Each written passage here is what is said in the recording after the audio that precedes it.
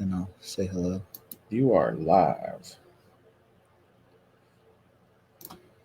What is up, Friday Nighters? Welcome back to another episode of Just Another Friday Night. It is, in fact, just another Friday night or evening or whatever. The sun is out, like it's midday. So how do you ever really know?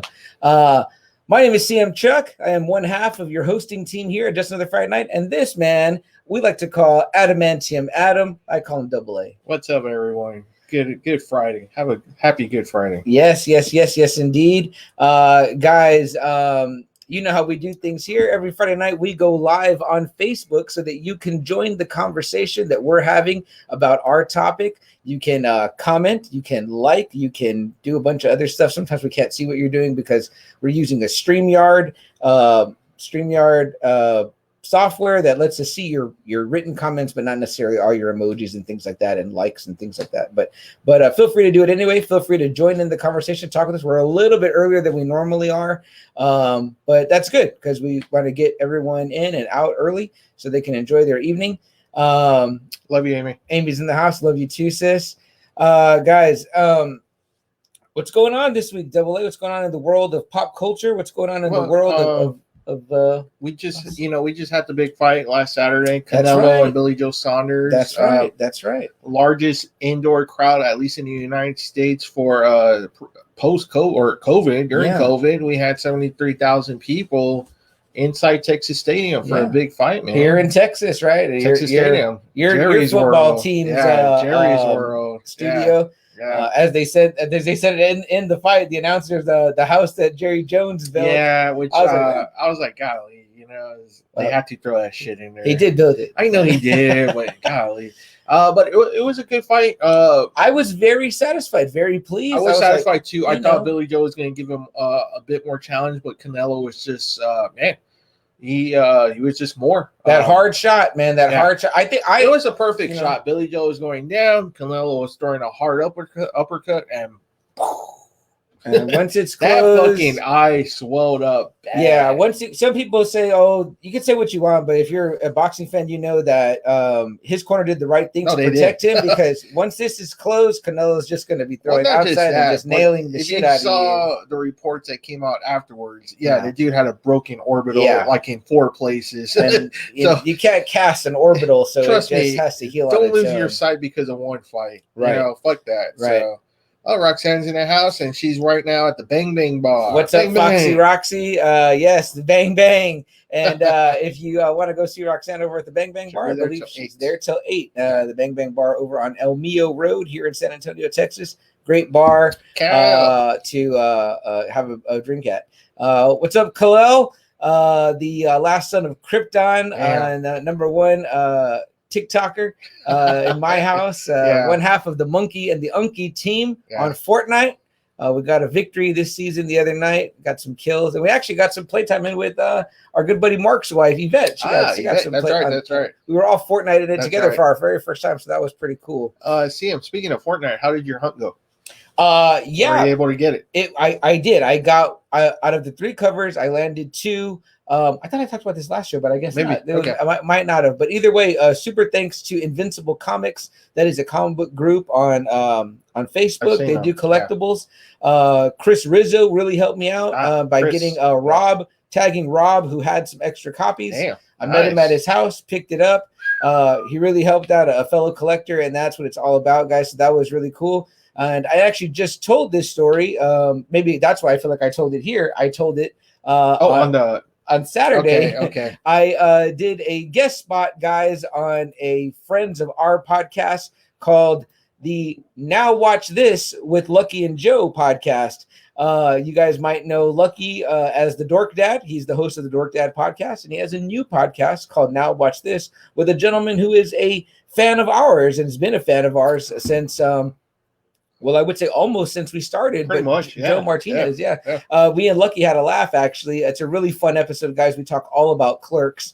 and that's awesome. It was great. We were all together in one room, so it was fun.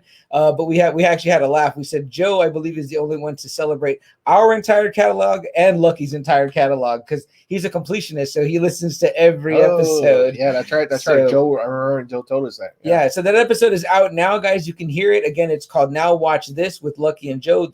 I was their first ever guest. Popped their guest cherry, so that was a lot of fun for me. And also they've only got about 4 episodes in, so you can jump on now and enjoy it. Remember, the one that CM's on is about Clerks. Listen to the other episodes, but it's about Clerks. Yeah, their first one is about Godzilla versus Kong. It's really great. The second one, Field of Dreams, and that one, guys, that one is really, really touching. These guys are both happen to be dork dads, like Double A himself here. So they know the ins and outs of being a parent and a dad specifically. So hearing them specifically talk about that really adds an element to the show that is really personal. You know what I mean? We've had those moments here, you know what I mean? And so it really makes it lovely. And then their third episode was about Mortal Kombat. Guys, we're not going to cover that, so go hear them cover it. And we didn't do Kong and Godzilla, so go hear Joe and Lucky do it because there are certain things that we're just not going to cover. If they have that niche covered, check them out. We're happy to send you their way, guys. Again, our podcast is 1 hour. Well, it's one episode a week, but it's not enough to cover your entire week, whatever. And it beats morning radio, guys. Let me tell you that. It sure does. Any one of our shows fucking does, man. So huge shout out to them. Thank you for having me on, Joe and Lucky. Really appreciate it, guys. It was great. And Lucky always does these really nice, like kind of end credit scenes that come on after the outro. And there's like just kind of us bullshitting and talking around. And we mentioned Double A. There was no particular reason that Double A wasn't there. These guys want to get him on, whatever. But Double A, Lucky only actually has 3 mics, and so that wasn't going to work out. So that's the way it was. Or maybe they wanted us to split us up to get our differing opinions. So there could be that too. You can't split us up. We're a tag team. We're like the Road Warriors. That's right. That's right. The Road Warriors. Or I was going to say the Rockers, but they did split. They split up, and they split up bad. And it was a bad, very bad split up. So, and nobody wants to be Marty. So I'd rather be the Road Warriors. I'd rather be the Young Bucks. Well, I don't mind Marty. I like Marty. I just don't want to be thrown through a window. So. Yeah, right. Yeah. Or those recent comments he made that were pretty weird, man. Okay. So. You know what? I love the 80s and early 90s Marty. There you go.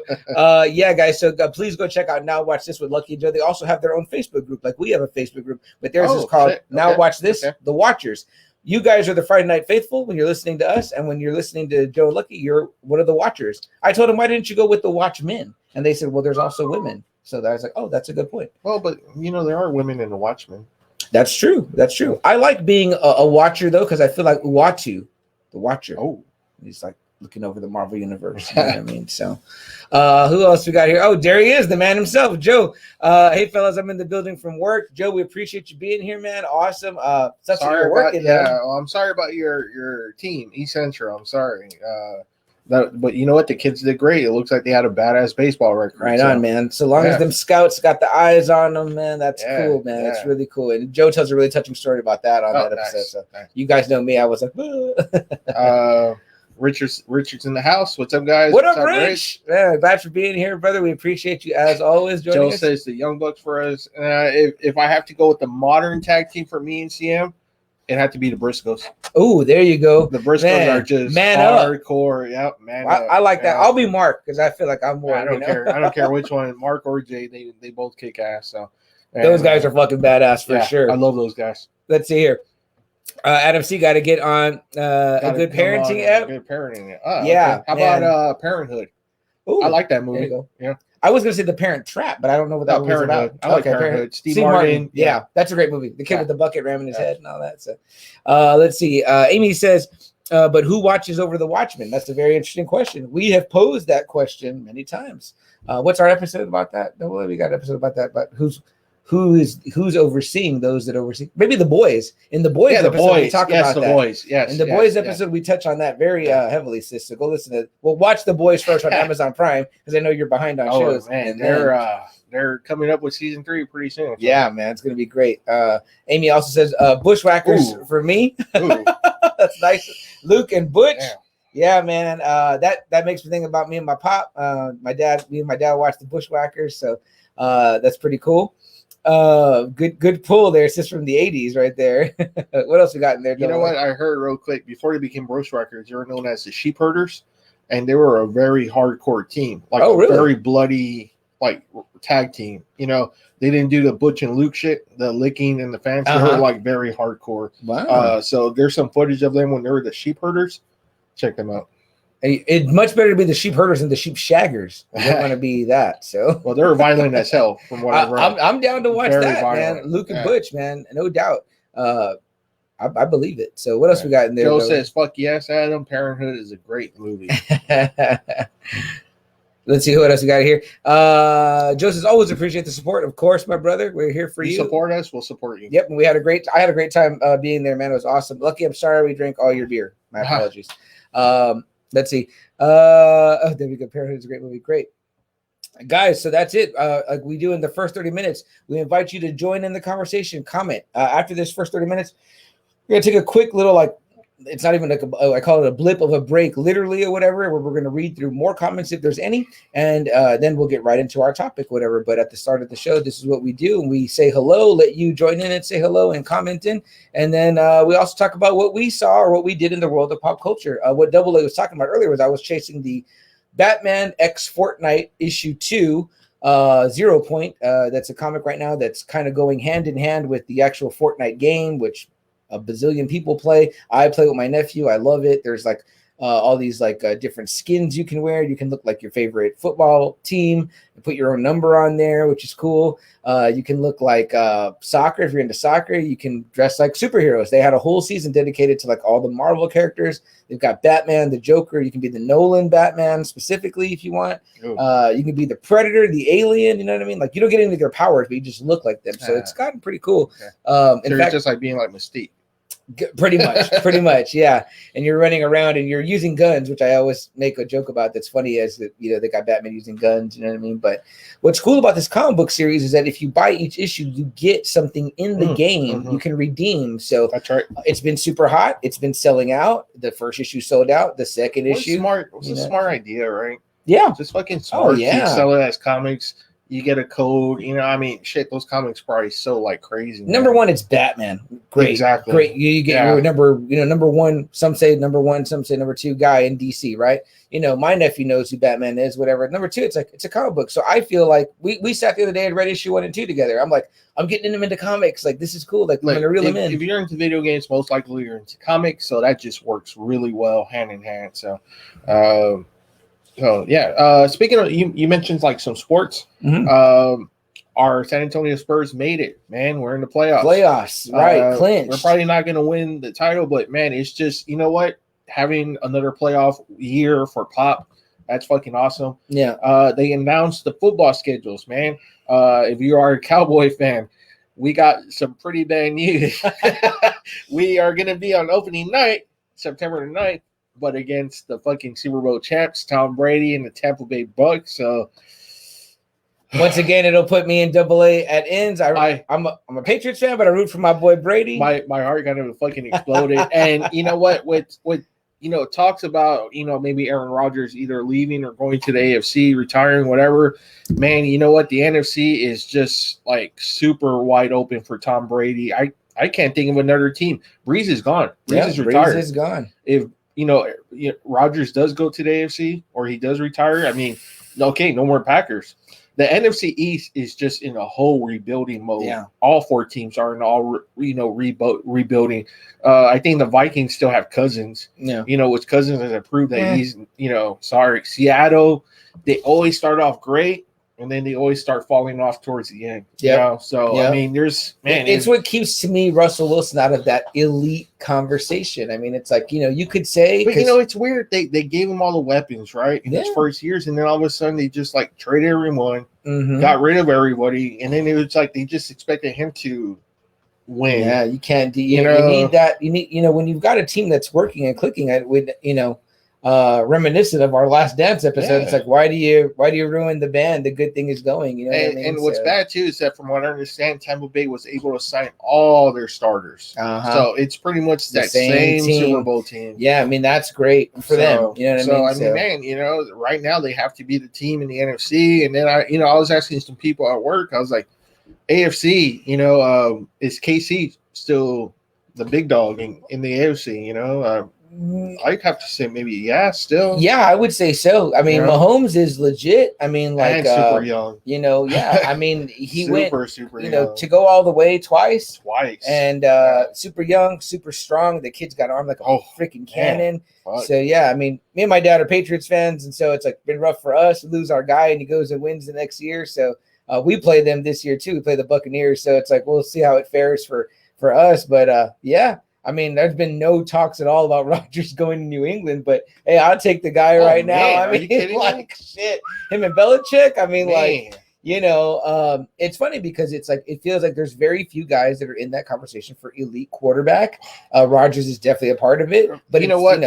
From the time I've been watching football to now, Rodgers just has the greatest big arm that I've ever seen. Mm-hmm. Every time that guy just hauls it up in the air, it always lands in someone's arms. Yeah. I mean, it's incredible to see every time he throws that long ball. He's beautiful. Done it kind of with a mixed match of weapons too. He sometimes has them, sometimes doesn't, and so that's putting a lot on the quarterback. He's killed the Cowboys in 2 very big playoff games where it looks like the Cowboys are going to win, but they always fucking give the man like 4 minutes of time in the fourth quarter, which is just. Well, one of them too much time. Didn't Dez catch it in one of them? Nope. No, it wasn't that one against them. Not Dez. No. The who caught it? Somebody caught it in the end. Oh, that bullshit. Yeah. I'm sorry. Yeah, but you know what? Green Bay was a better team. And then real quick, tomorrow, big day for us Spurs fans again. Tim Duncan entering the Hall of Fame. Yes. Someone with him, Kobe Bryant, Kevin Garnett. And I forget the other names. It's a really damn good class. Elite class, but it was going to be like a really big one because it was like Kobe, Tim, and Garnett. So that's going to be awesome. David Robinson is going to do the speech for Tim. Really? Yeah. So that's awesome. That's man. fucking. I can't wait to see that. That's going to be wonderful to watch. Yeah, I have it recorded just in case I miss it because I really don't want to see Garnett. I fucking hate that dude. And I know they're gonna make it all about Kobe. Yeah. I'm not gonna lie, man. I'm sorry. I'm sad he's gone and everything, but I'm not a fan of Kobe's. Our rivalry with the Lakers in those late '90s, early 2000s, man, there were some vicious brutal. Fucking games. It's brutal. Kobe and Shaq always talking. Well, Shaq mostly talking shit about the Spurs, and just, man, golly, that 1 year Kobe just torched Antonio Daniels, before we got Bowen, to kind of like hold him down a little bit, You go home after some of those losses, man, too. You're just like, man, I am bummed out at that. Oh, man, and then what would always get me mad, too, is that, every time we play the Lakers, there's like a lot of Laker fans in the AT&T Center, so that kind of fucking blows. So. Yep. Yeah, we know there's a big presence of that. Yeah, I was like, what the hell?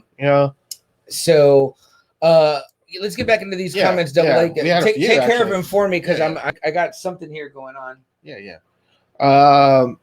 Joe says we're the mega powers again. Hopefully not, because they had a bad split up.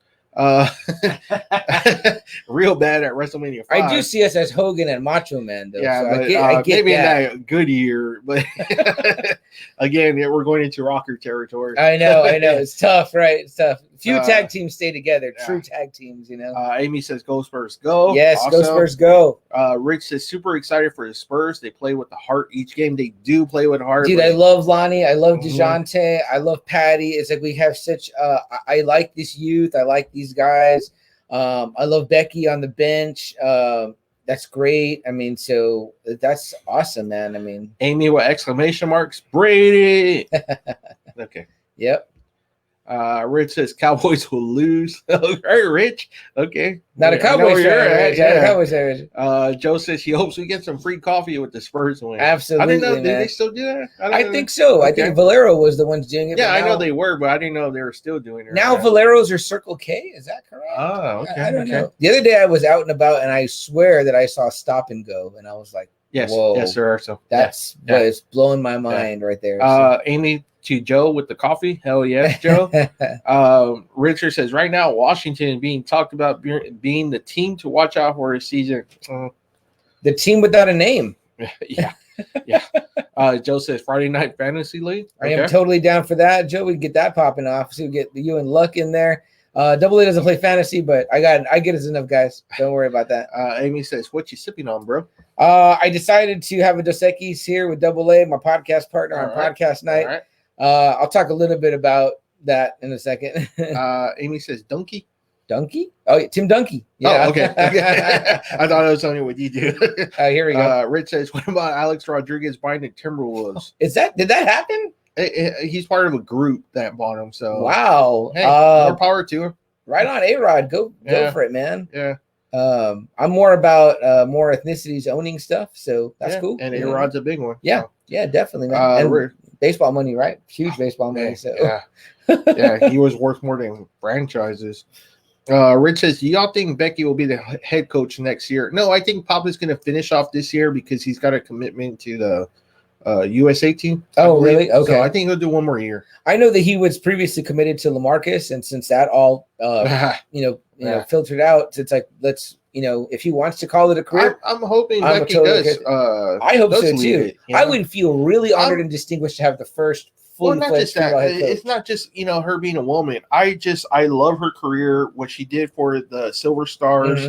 Mm-hmm. She actually took the Silver Stars to a finals. Yeah. In the WNBA. She's a smart basketball player. She's a badass basketball player. Yeah. And that year that she got hurt, that's where she started going with the Spurs, kind of like asking Pop questions about coaching and everything. What a great mind for basketball, right? Who do you go? You go to the best coach that there is. And then too, she's like one of us now. She's a San Antonian. And she's a Hall of Famer. Yeah, she's a Hall of Fame basketball player. So I love that. I would love that. I mean, yes, and I for all the just her as a basketball knowledge and as a basketball player. But yeah, I think that it would be hugely important for San Antonio to be representing the first female head coach. I think that would be just like icing on the cake. And like I said, her roots are so deep in San Antonio, so deep. So that'd be just awesome. It feel like a homegrown kind of coach instead of hiring from the outside.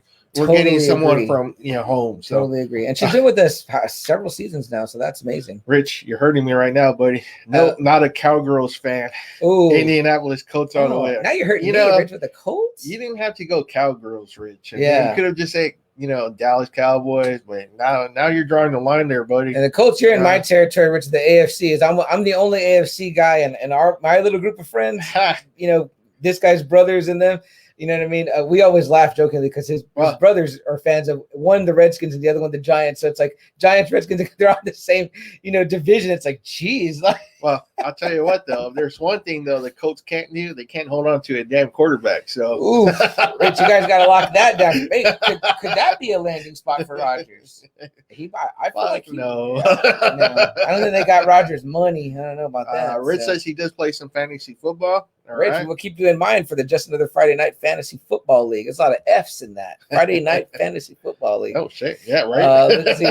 Rich says, I'd like to see her be a head coach, hopefully with the Spurs, though. Definitely. I hope so. I think she's being groomed for it. So. I want her to be here. I don't want her to go elsewhere. So, Joe, there you go. Here's your buddy. Joe says, go Cowboys. I don't want to. I can't say something that we can't say so because they're going to take sound bites of us. And Gabe kicked in now. I was born a Cowboy fan. Oh, here we go. Gabe's in the house. Gabe, I added you to a new group, Invincible Comics. They were looking for people to press books. So take that ad and see if you can't. The other guy maybe can't do it. Rich kind of filled us in. He goes, I didn't know Patriots are still playing. But he goes, no, they got Wentz. Rich, did they get Wentz? Did they? I hadn't heard that Colts, yet. Is it Rich? Did the Colts or the Patriots get Wentz? I mean, Carson Wentz is, good. He had that season with the Eagles. But is he with the Colts or? Somebody fill us in on that. Fill us in on that, Rich. Colts or with New England. I hadn't heard that about New England. It would definitely have to be probably the Colts. So, but Gabe, check that out, man. And don't forget to get with us when to get on an episode. Guys, we're getting near the 30-minute break. We're not there yet, but almost. So a lot of good shit talking, guys. I know where you stand. Man, we love it. I know where Rich stands. We love it. Bring it on, guys. Hey, and you guys hang out because I really want to hear, especially the gentlemen that are in here right now and ladies, your opinions on this next our topic for the night when we get right into it, which will be in a few minutes. Yeah. But Double A, anything pop culture wise we need to talk about, discuss? Let me see. Loki coming up 4 weeks. They bumped that one up. Cobra Kai going to be debuting later this year, so that's pretty exciting. Let me see what else. You heard about that new series on Netflix from Mark Miller's comic, like Jupiter's Legacy or something I like didn't that. know it was a Mark Miller book. It's a I Mark heard Miller about the book. series. Yeah, yeah, so I might be checking that out. It's 8 episodes. It looks like it averages about 40 to 47 minutes. So I'm kind of intrigued to check that one out. So I might be checking that out on Netflix. It just debuted not too long ago. And it was already like the #1 show streaming for Netflix. So Double A got me and my lady watching Mayor of Easttown. Mayor of Easttown. Yeah. HBO Max. HBO Max streams. You can watch all 4 episodes. Kate Winslet plays a detective. Also, our buddy, our favorite actor, Ralph Boner, comes out. So if you're a fan of Evan Peters, I love Evan Peters to death. But he's like really good in the show. It's very in the vein of True Detective. Yeah. So if you like that kind of season stuff, 3 True Detective. Yeah, and we're only 4 episodes in, I believe. So 4 of 7. So there's only going to be 7 episodes. Yeah. So it's just 4 of 7. Easy to catch up, and it's really great, guys. If you like dramas like that, might be something for the Now Watch This podcast and the watchers to check out as well. Rich confirms Colts got Carson Wentz. That's a good pickup. That could be a team to watch. That could be a team to watch. And Gabe says Rich was cool. And then he says JK. Guys, so we're right about to approach that break. You want to go ahead and tell them what the subject is going to be tonight so we can kind of get them ready? Yeah, I'll tell them right now. Before I do that, though, I want to say specifically my shirt ties into what we're going to talk about tonight, but I'm also wearing this is my dad's favorite character, the Silver Surfer. Guys, I also am a huge Silver Surfer fan because of my dad. And Dad's a little sick right now, guys, so I'm asking for some prayers from the Friday Night Faithful for him. He's in the hospital, and I want him to get out and get better soon, really soon, and he might have to have a procedure or maybe even a surgery.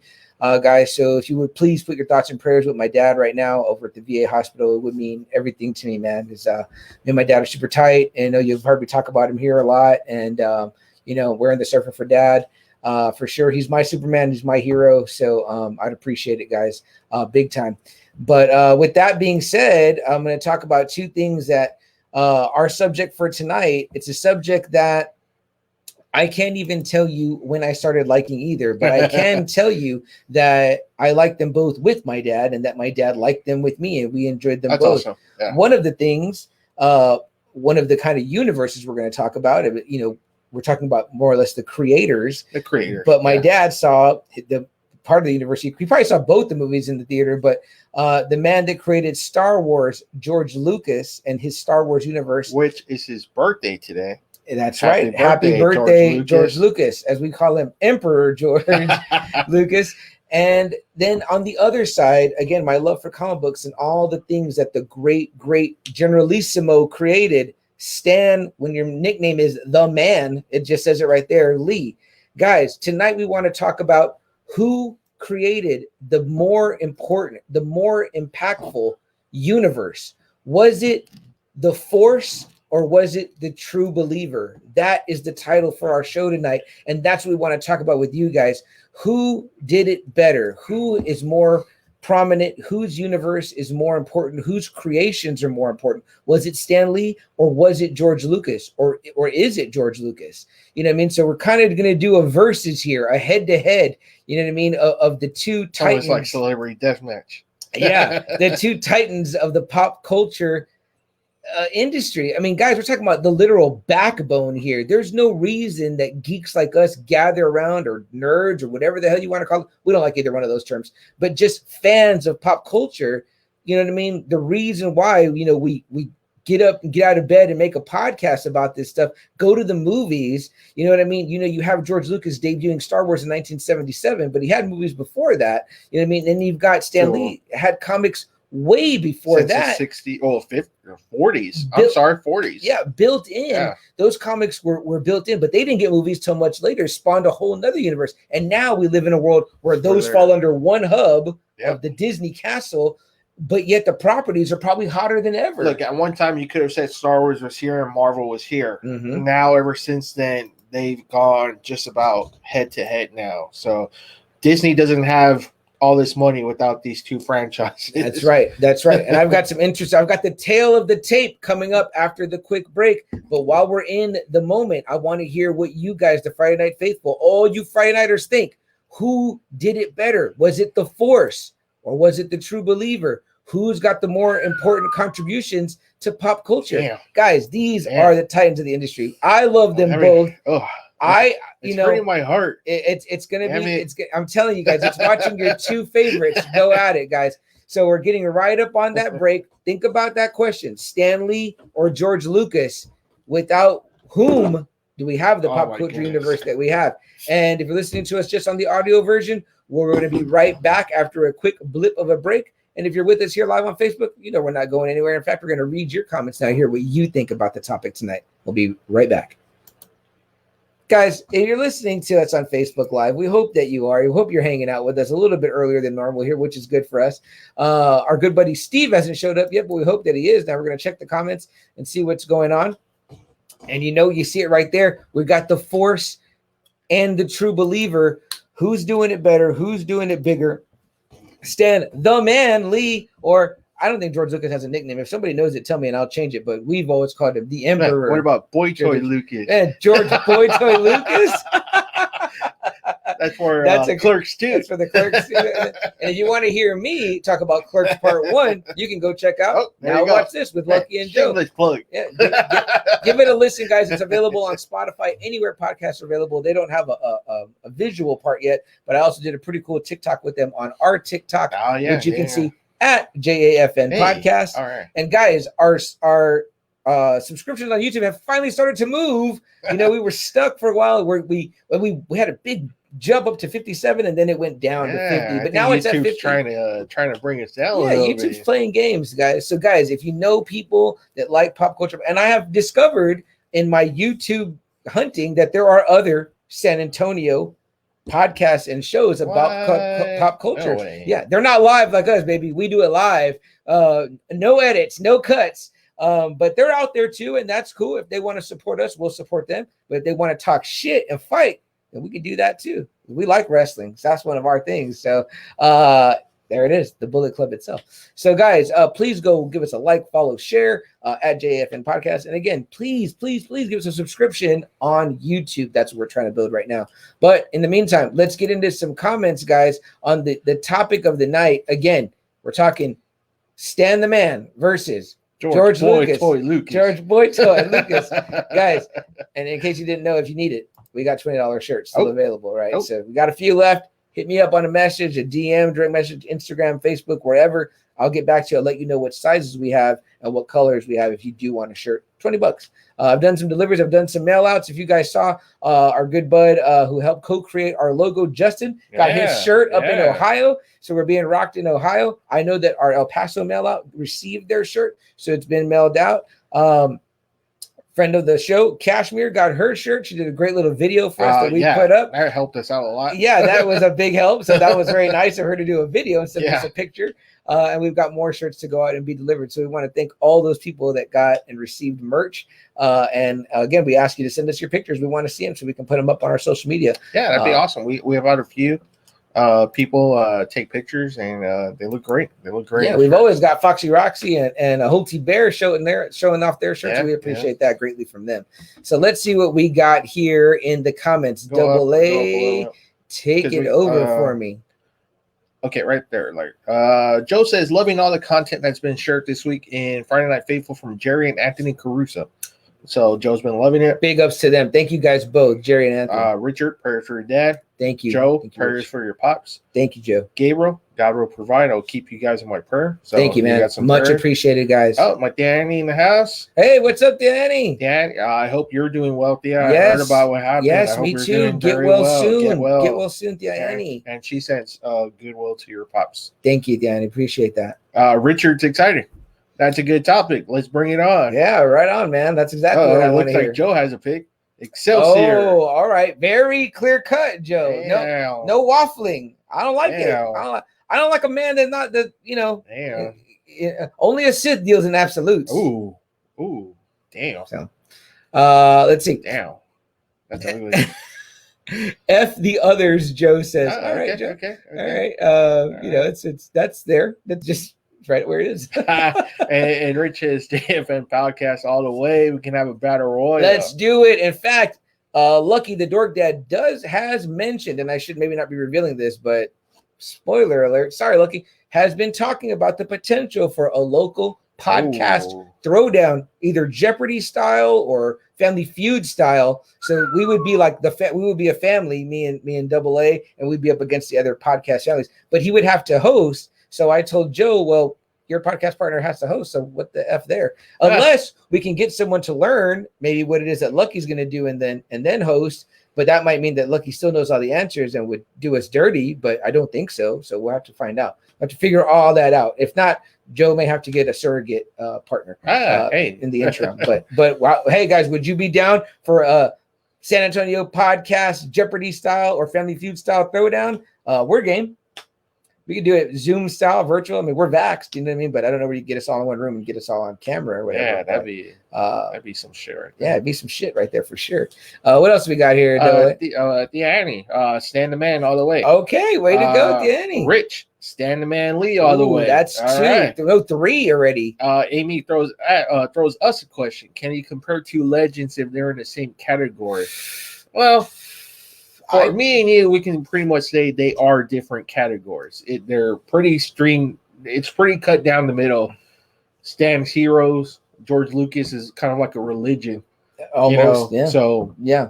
And again, if you guys want to hear us on the episode of the Dork Dad podcast, you can go back and listen to that on Lucky's podcast. He asked this as one of his Dork Dad questions. He says, which one, Star Wars or Marvel? And I thought we were on the same page, but it's a much tougher question with the advent of the Marvel Studios universe because it's outstanding. I mean, I would not want to not see any of those 22 movies, so let's see what else we got here.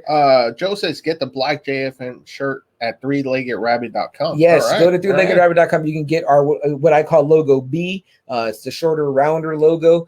I don't have it right here in front of me, but either way, that's the one, and you can only get that one in black on 3leggedrabbit.com. We always get asked for the black shirt. I do not have black shirts. Only at 3leggedrabbit.com can you get the black shirt. Yeah. Joe says Sith Lord. Oh, there we go. Gabriel says, I'd be down for a show, Battle Royal. There we go. That's what I'm talking about. Mario in the house. The authority. Here he is. The authority is in here. Man, here it is from Mario himself, the man. I've been missing this guy. Great comic book post this week, Mario. Mario says, Stan Lee, uncontested. The largest body of work and characters in an undisputed universe. Woo. Enough said. Man, that we should say that for the end. Dang, Mario, so right there. Right now. Daggers are out. Right now, our audience is all Stan the man. This is a comic book world. He's right here sitting behind us, and he's right here. He's gifted to us from Mario. I mean, Super Mario. There it is, right there, guys. From a man in the comic game for over 25 years. There's no one more authority than Mario. Yep. And then Amy says, I love Marvel, but I'm intergalactic all the way. A Star Warsy here. She just got a new light switch cover. Light side, dark side. The lights on and off. How perfect is that? Amy says, Lucas for the win. Man, we finally got a win for the boy toy. Right, man. Right. George Boy Toy Lucas.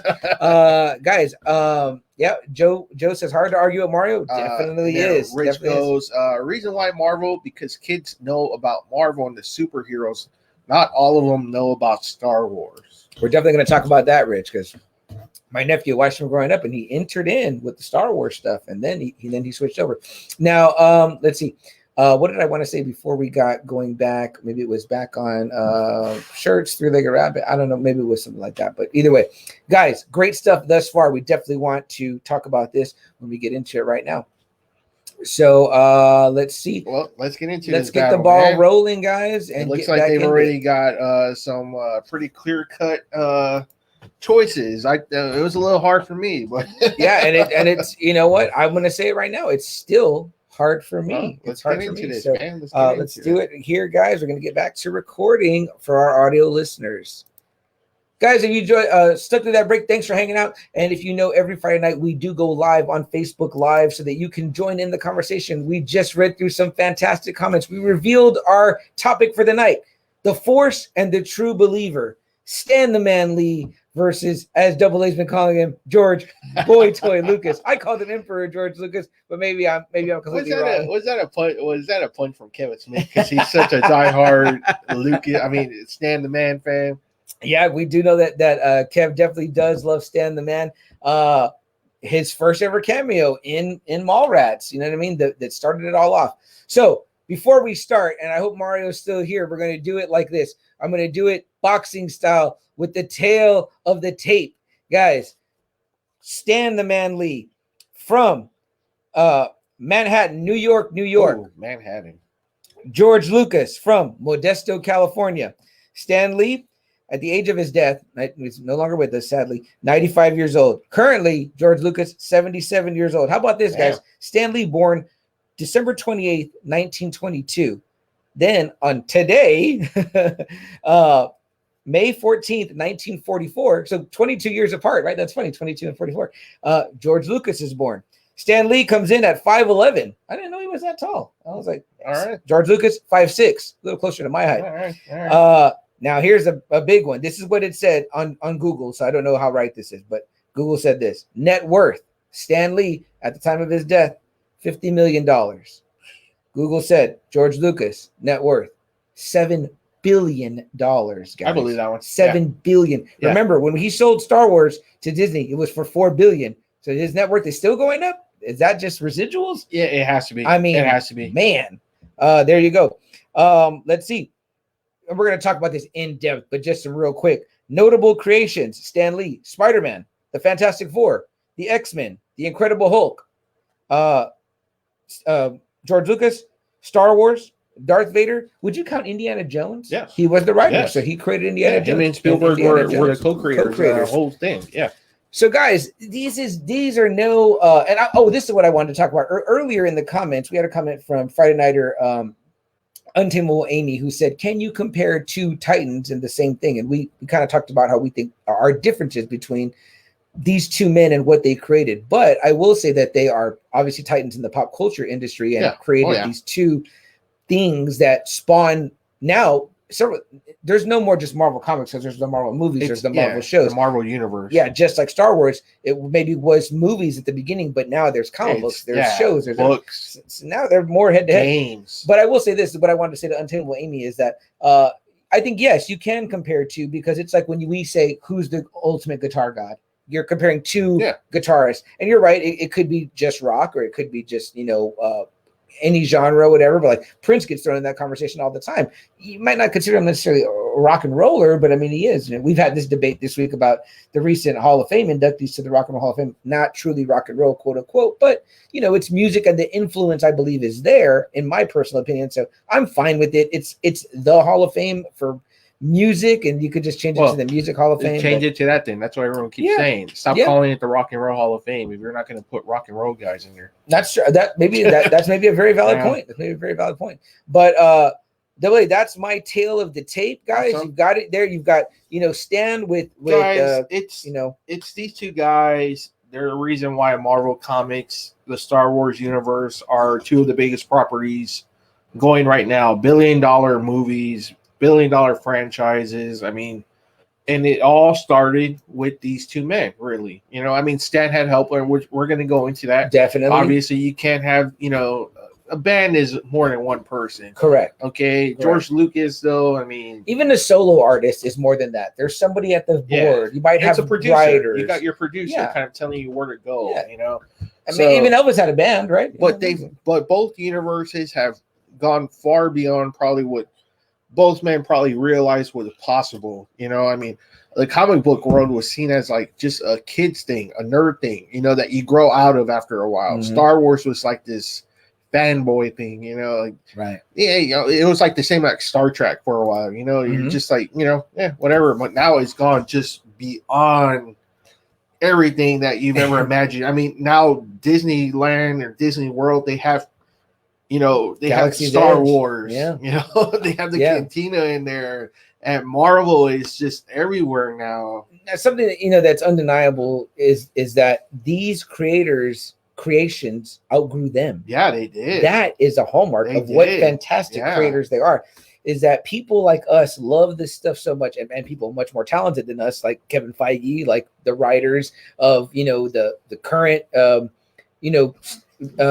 Filoni. How about those two guys? Yeah. How about Kevin Feige and Dave Filoni? Ask yourself who's more important right now. Because that shit is all fantastic. And it's showing you that you're like, man, now the property is in the hands of people that are crafting something beyond anything we could have ever dreamed of. Anything he could have imagined out of these 6 movies that he was able to do, you know. Me and you were old enough, AA, that we sat around and dreamed about seeing a superhero movie in the vein of Superman or Batman for a Marvel character. Then we got the X-Men. Then we got and Blade. Spider-Man. Spider-Man is really the one that Spider-Man was like, that was like, man, now we're seeing the guy. That like, was something that really opened my eyes. It wasn't X-Men, it wasn't Blade. When I first saw the Spider-Man movie, God, you know what it was? Because he looked like how he looked cool, and it just felt big. It felt serious. You know, and that was like what Stan created, and great power, great responsibility. Uncle Ben, Aunt May, we know this story, and we're foaming at the mouth. And that costume too, because Blade was Blade, and it was fantastic. But it was Blade, and they had to kind of make it a movie Blade. But it was like a horror vampire thing, right? Right. And X-Men still kind of looked a little funny. They didn't look like our X-Men, but Spider-Man, I mean, number one, that was like Marvel Superman. That was our guy. That was the money. It was just brighter. It was bigger. It was well written, well acted. It was that red and blue costume that Steve Ditko co-created is iconic. It is. I would say creative. He would create it. I would say Ditko. Give all that to Ditko. The imagery comes from the artist, so for sure. But I mean, like, seeing that on screen, it was like, wow, and it almost felt like finally our guys got to the dance because we're Marvel guys. Yeah, man. It was like, always DC. Now we've arrived. Or it was always someone outside of DC. It was like The Crow or Judge Dredd. You're like, what the fuck? How come Marvel's not getting into the game? Yeah. And it was like all the woes, and it just sparked that fire. And then it's and on it its hasn't way. really stopped. It hasn't stopped at all. Not at all. Not at all. And it's still going to this day. We've done multiple episodes about it. You know what I mean? So, and there's multiple people doing multiple episodes about the same things because that's how outstanding it is. So, but we want to go deep. We want to know, who would you say has the better characters? Who has the better stories? Whose impact what do you think has been felt much more? For a long time, Star Wars was a king. Oh yeah, there was no other big franchise. There was no one bigger than Star Wars. Everything about Star Wars was just Jedi's, Sith, legends. The religion of the Sith Lords, the religion of the Jedi's. The lining up at movie theaters. My dad telling me going to see Star Wars in 1977 at the movie theater. He might have been about a high schooler then, a little bit maybe out of high school. Might have been his first years in the military, but in the Marine Corps. But either way, he was like, man, that was like the coolest shit I had ever seen. Like nobody didn't know what to expect. Like it was like, I mean, imagine seeing like you haven't seen anything like that before. There hadn't been anything close to that before. What would you liken it to for yourself, AA? Like, what did you see that was like that? I have a movie in my mind. For like me, Star Wars, that like maybe it was like that for us because I mean, obviously we saw that, but for our parents, that was like they'd never seen anything like that. Seen anything. You know what I mean? Like, so for me, like I always think about like when I saw the dinosaurs in Jurassic Park, I was like, holy shit, like that looks really fucking good, like amazing. Like my eyes were like wow, this is like this is something. And mind you, it's humans and dinosaurs or whatever, but it was like no, it looked great. It looked great, and it still looks great. It's what 93. I mean, like, Spielberg outdid himself. Like, that's a fantastic movie. They would show that movie in school, like, all the time. Like, it was safe. It was nice. Right. But it was something like that opened your eyes to, you know what I mean? That's what Star Wars did for a generation. You know what I mean? Like, that spawned, people dressing up. That spawned people, again, like I said, lining up outside theaters, the toys. I mean, like, guys, again, the very things that much of what we all do now, collectors, fans, pop culture people, revolves around is these things were set in place by Star Wars. What do you do when you do with the restaurant, the franchise tie-in or whatever, the food franchise? I mean, shit. And then they even have a connection too. You can say Marvel and Lucas because Marvel was the handler for the Star Wars comics. Right. That's right. At first. And then it went away and then they got it back and it's back now. That's pretty damn cool though, that Marvel and Lucas did work together. You know? So who knows if Lee and Lucas ever met, and who knows if maybe Lucas ever, it's funny because I was trying to find a picture of them together and I didn't find any, but I would imagine they had to cross paths. I mean, again, they were they were, you know, about 20 years apart in age, 22 years apart in age. You know what I mean? At that time, I would say Stan was a legend by 77. Comic book legend, well respected businessman, you know. Yeah. So yeah, I would have to say they crossed paths. And maybe at the height of his, they were probably at a Playboy Mansion party together. That's how I want to imagine it. Them two and Hef hanging out. You know what I mean? No shit. But I mean, let's go back to Stan. Now the guy's been creating icons in the comic book world since he had been around since like the 40s. He helped with the Captain America, but he really didn't make his mark until about the 60s, early 60s, you know, when he just, this whole creative, you know, outpouring of characters just came out of this man, you know. Fantastic Four was unlike anything you had ever seen before. The first family of Marvel, but so different, flagship book, you know, so different characters that you've never seen. You know, the Thing was like a monster that you wrote about in the horror comics, right? You know, you didn't see that kind of character, you know, as a good comic, as a good guy, you know. Reed, a little older dude, you know. Sue, very proper lady, you know. Johnny, the arrogant teenager, you know. Pretty much your to kind of harken back to George Lucas, but you're kind of race car driver, you're, you know, literally his hair on fire, you know what I mean? What about the mashup creation of your Dr. Jekyll, Mr. Hyde plus Frankenstein gets the Incredible Hulk again? You know what I mean? You know, there's so many people see him that when they start off with their own comics, they kind of want to do their version of Superman, their version of Flash, their version of Wonder Woman.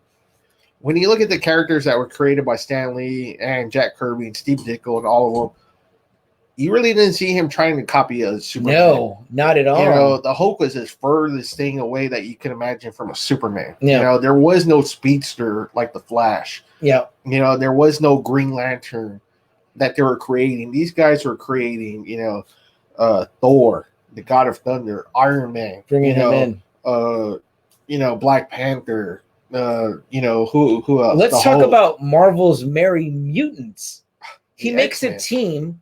And they're nothing. Hated. They're nothing like the number one. The social ramifications of this type of story where they're hated and feared. A guy is a beast. He's got gorilla-like abilities. You know, a female. You know, again, a thing on a team that can move things with her mind. You know what I mean? You know, a guy made out of ice. A guy that shoots beams out of. He didn't go with super strength, super speed. You know, he didn't do any of that, man. These guys were like different new powers that he was kind of bringing in. Yeah, you know? Totally. It was exciting. You know, definitely. And I mean, they had their leader, you know, Professor X, that had the world's most powerful brain. You know, but he's wheelchair bound. But he's wheelchair bound. You know, and addressing the handicap category in a sense. You know what I mean? So it's like, you know, how about the righteous villain? We've done a whole episode on villains, guys, on rogues galleries here. You do not have any of these heroes without a great villain. Spider-Man has the Green Goblin. You know what I mean? You've got the X-Men and they've got Magneto. Him and Xavier, they're polar opposites. They're, you know, Stan's writing polar opposites, but also best friends. Yes. And how crazy was that? And they also are both fighting for what? Mutant rights. See, you've got. But how crazy was that, though? See him, that dynamic. You never have that in DC where the good guy and the bad guy were also best friends. Right. You know? Right. It's always like, no, that wasn't supposed to ever be a thing. You know, but these guys love each other. They respect each other. They want the same thing, but they go about it different ways. Exactly. Xavier trying the more political way, Magneto by force of will. And how insightful for Stan Lee to be pulling this out of the social commentary that going was on happening. The Martin Luther King, Malcolm X. You know, people were split, divided. Who did you know, you both want the same thing, equality, you know, but you're trying to get it different ways. But what's funny though, Sam, is I've seen interviews of both Martin Luther King and Malcolm X, and you can see it both ways. You totally like what Martin Luther King is saying, but you also want it like what Malcolm X wants. You know, and it's kind of like the same way that they wrote Magneto and Professor X. You're just like, well, golly, you know, I want to be like Xavier, you know, I want to be the good role model, but then Magneto is like, well, they're just all they're doing is hating all the time. Yeah. You know, killing all the time. On the one hand, you have violence begets violence, but on the other hand, you have I'm not gonna let these people continue to hurt the ones I love and hurt me. I'm gonna take. I have power, and he did. And you know what I mean? So that how fantastic is that dynamic? That was just so different. So you have the Fantastic Four, who is, kind of, they work for the government, okay, but then you have the X-Men and the Hulk that are just being hated by the government and chased by the government. How about the Hulk? Now, we didn't mention an outright villain because really, guys, in the Hulk comics, the true villain is himself. Well, that too in the military, the U.S. military. Right. The Hulk looks in the mirror and does not want to be the Hulk. You know what I mean? Like, how smart is that? That is so cool. What I mean? Just all your rage, all your built-up rage, you turn into this monster, and you're so strong, no one can stop you. It came up this week, right? And we've talked about this before, but our last episode last week was about the Invincible show, and in the show there's the character Omni-Man or whatever, very Superman-esque, and it, in our course of promoting throughout the week, we're seeing other stuff, and people, I know this just happened this week or whatever, but apparently like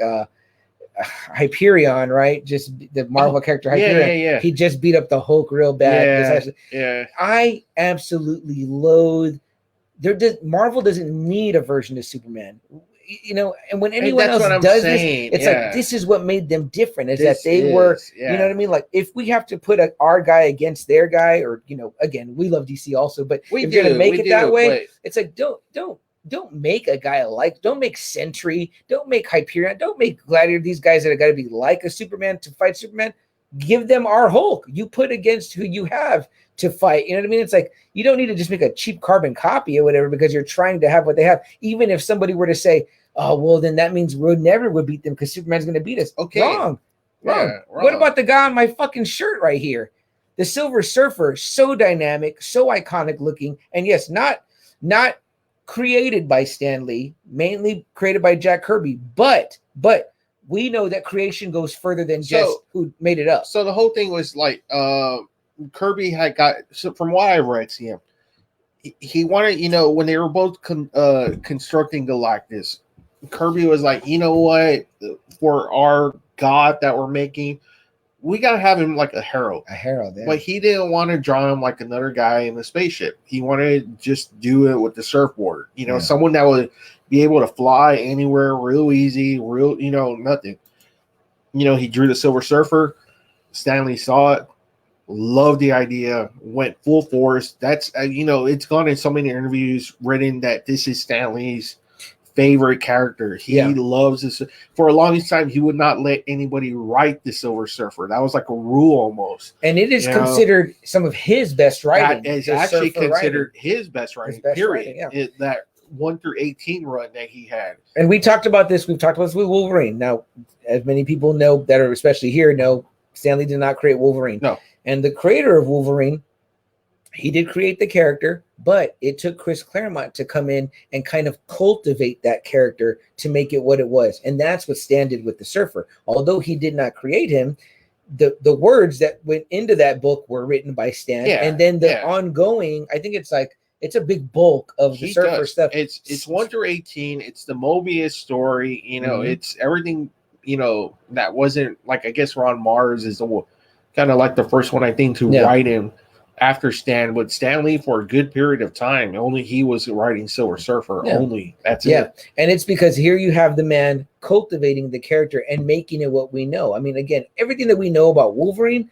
that is common knowledge Wolverine, comes from Chris Claremont. But see, and this is another cool thing too. And I've said it before, but you have a character that was created, Silver Surfer, who goes out and finds planets for Galactus to eat, and he does it willingly until he comes to Earth and he gets his memories back, and he just realizes, holy shit, for who knows how long I've been helping this guy erase worlds, erase civilizations. Right.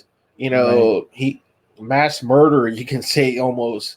How many characters can you think of like the Silver Surfer that has that kind of origin story where it's just like you're paying for kind of sins that you did unknowingly, but you still did it. You still called on Galactus to come to this planet to eat and to pretty much erase whole worlds, whole civilizations. I mean, you had not seen anything like that in the DC universe anywhere else, where you had a superhero that had that much blood on his hands. Very original and very stark, and what a look as well. Like, again, they didn't beautiful look. How about this, guys? Oh, the character we just talked about with Stan, no capes.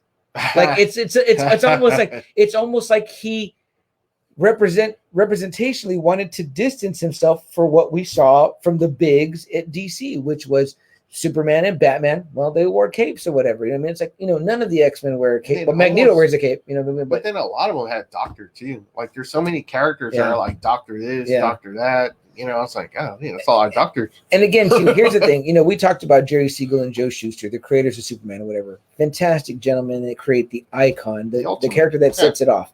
However, that was it. They just had that one. They tried to create others. It didn't work out for them. We look at the list we just rambled off just for Stan alone. So that's something huge. I mean, even like you got someone like Iron Man, multi-billionaire, high-tech guy, all about technology, but he has that past with drinking, and in his origin story, he goes to Vietnam. He gets wounded, severely wounded, has to build himself a suit, and it kind of makes him relook his outlook on life. Right. Very cool too, man. That was a very different kind of story too that you had not seen before. Someone that was arrogant, brash, didn't give a fuck about money, and then he turns out to have a heart of iron. Yeah.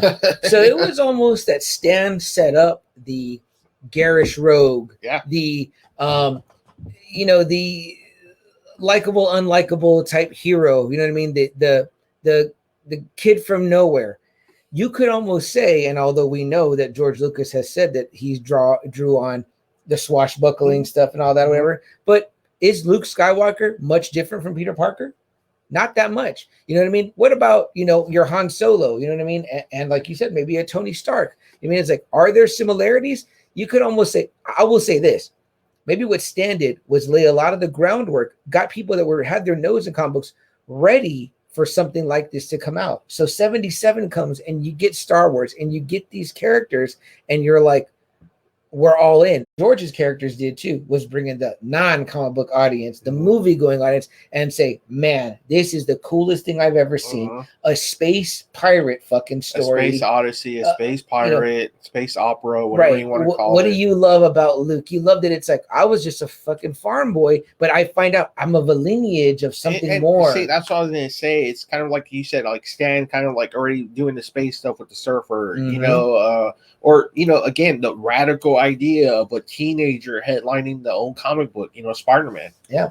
So many people had told him, no, teenagers are sidekicks. You can't have them as superheroes. Right. That's just stupid. That's wrong. It won't sell. Hey, you know what? There's a whole bunch of teenagers that wanted a teenage comic book hero. You have that foresight to say, who are we selling these to? I'm not selling these to grown men. Sometimes. But mainly I'm selling these to kids, What if we can keep the grown men with us longer, and man, what is such originality? Now it's not really, no one thinks about it too much, but man, how cool is it? You read Spider-Man, this guy can do amazing stuff, no pun intended. He can do amazing stuff, but then he still has school. He still has Flash Thompson, he still has his girl problems, I think you should have intended that pun. That was a good pun to intend. Yeah. His Aunt May, it's only him and his Aunt May, and they struggle with bills all the time. The death of his Uncle Ben. That too. It's like, how cool is that to him just reading that first book? That is such strong writing, with great power comes great responsibility. But not just that, but you're reading a character that's in high school like you are. Cool, this guy's having just as much trouble as I am. I spent my entire youth dreaming I had more power than I had so that I could be something more than what I was. Right? You know what I mean? It's like, I never laced up a pair of cleats and the Friday Night Lights were on me and I never shot a basket at the buzzer in front of a crowd. You know what I mean? So for me, it was my nose, in between the pages and the word balloons, thinking to myself, man, how again, this time, pun intended, amazing that would be, you know? And I don't know how much of it did have an influence, but, you know, Sam here was the editor of a newspaper at East Central. Mm-hmm. I mean, how cool is that? Yeah. You know, I mean, it's Clark Kent and Peter Parker, you know, two of your biggest guys in comics that work at a newspaper, you know? And that's why I was like, hey, I got to do like the comic book corner in this newspaper, high school newspaper. Just again, you know, just how cool is it? You know, this guy's trying to get a date. You know, he's trying to help his aunt, just like all of us, you know, that try to help our moms out, you know, with money or, you know, our parents in general, you know what I mean? We're approaching that age. So where, cool, you know, to read those stories and just like, wow, this guy is, you know, because Dick Grayson never had those problems. Yeah, his parents died, his family died, but and a billionaire adopts him. Yeah, a billionaire adopts him. Yeah. So yeah, it was definitely very different. And so Stan, obviously, in the 60s and the 70s, to what you wanted. Yeah, highly influential. And again, and I feel like run, Sam. Oh my goodness. You got Dr. Octopus, you got the Lizard, you got Gwen Stacy, you got Mary Jane Watson, you got J. Jonah Jameson, you got the Green Goblin, you got one of our guys, Kraven the Hunter. You know, that debut. You got Mysterio, you got Electro. Man, this guy just set up pretty much all the movies that you've seen in Spider-Man is pretty much all their creations of Stan Lee. Yeah, Betty Brant, you know, J. Jonah Jameson. Yeah, not only are you creating a character, but you're creating a circle around Robbie Robertson. You know, I mean, I don't know. I've never read or heard anything about George Lucas reading comic books, but you kind of got to imagine that he did, because at the time it would have been what was going on. He probably was in college when other college kids had these books stacked up.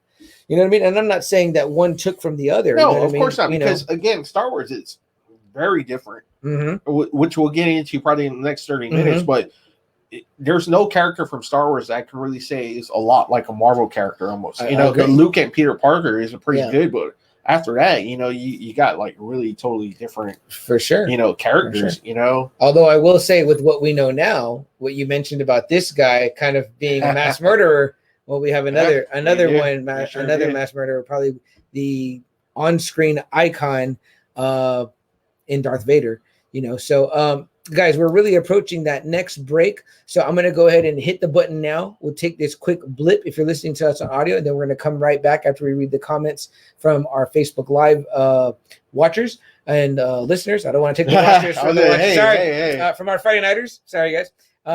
Guys, so if you are available on a Friday night, crossing over, big time.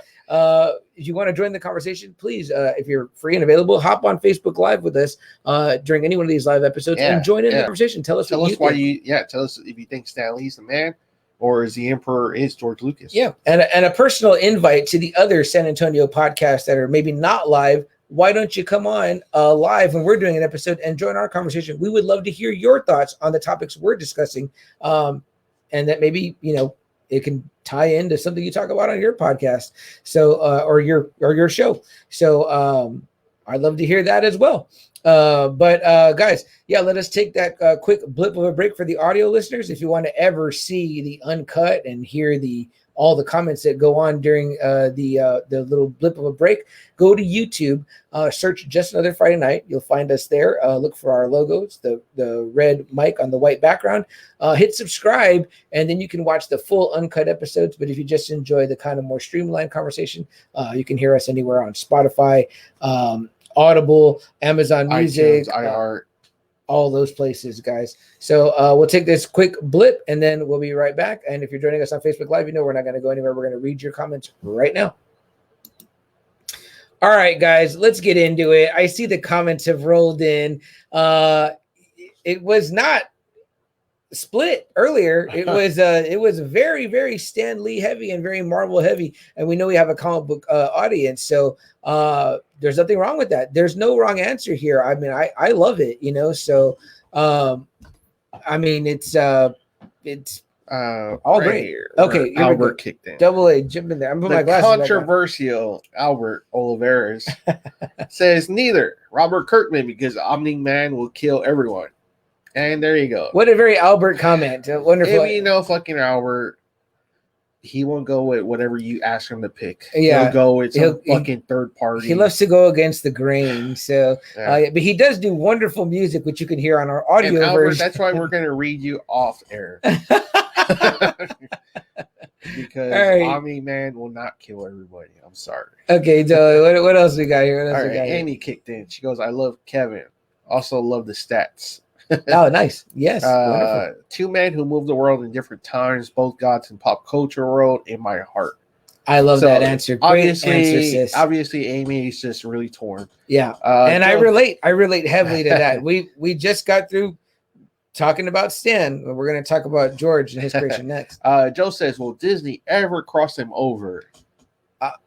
Wow, that's a great question, Joe. I mean, can you imagine Vader going up against Guardians of the Galaxy? Well, we've seen stuff like that, right? Which we know how that would go. But Star Wars has always, what precedes every Star Wars is a long time ago in a galaxy far, far away. Well, if that was a long time ago, what's going on in the present? Well, we don't know in the Star Wars world. All we hear is a long time ago in a galaxy far, far away. You know what? I honestly, I don't think I want to see him cross over. I'm good with just the respective brands. I'm okay with that too. I don't need it. Will it happen? Anything's possible, man. We never thought we'd see a Marvel movie, so you know what I mean. Like here it is. Mario's still here. He goes, generations, grandfathers, fathers, sons, and daughters, ultimate fan bases. You can throw a Walt Disney into the mix. Iconic. The missing price for Marvel. There you go, Mario. And Mario, I did get this shirt from you way back in the day in the Collectors Authority days when you and Pete were rolling together, and Collectors Authority is still there, obviously. So kudos to you guys. And again, I take care of shit and hold on to it. That is a bad shirt. I love this Turner drawn surfer. Oh, nice. So it's Michael Turner. Thank you for that, Mario. Nice. Amy says, I feel like there's still a lot of backstories in Marvel that could be told. I want to know. One of the stories, Amy, that I've told CM here and my brother Will is that I would love for someone to do like just a 6-part series of the Surfer completely under the control of Galactus and see him in that series go from planet to planet with no remorse, just showing him go fully off on, the aliens, just using the power cosmic, going apeshit, and then at the last part, calling Galactus, and the last issue, the last page would be like him arriving to Earth in outer space on his surfboard. Yeah, put that guy against your Omni-Man, Albert, any day, and I want to see how that fight goes. That's what I want to see, where you could leak that one straight into Fantastic 448.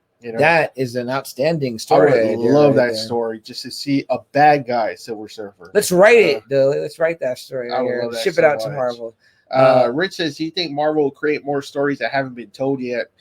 You know what? It seems like right now the movie universe is kind of dictating the comic universe. So I don't know. It doesn't seem like they're as free range as they used to be.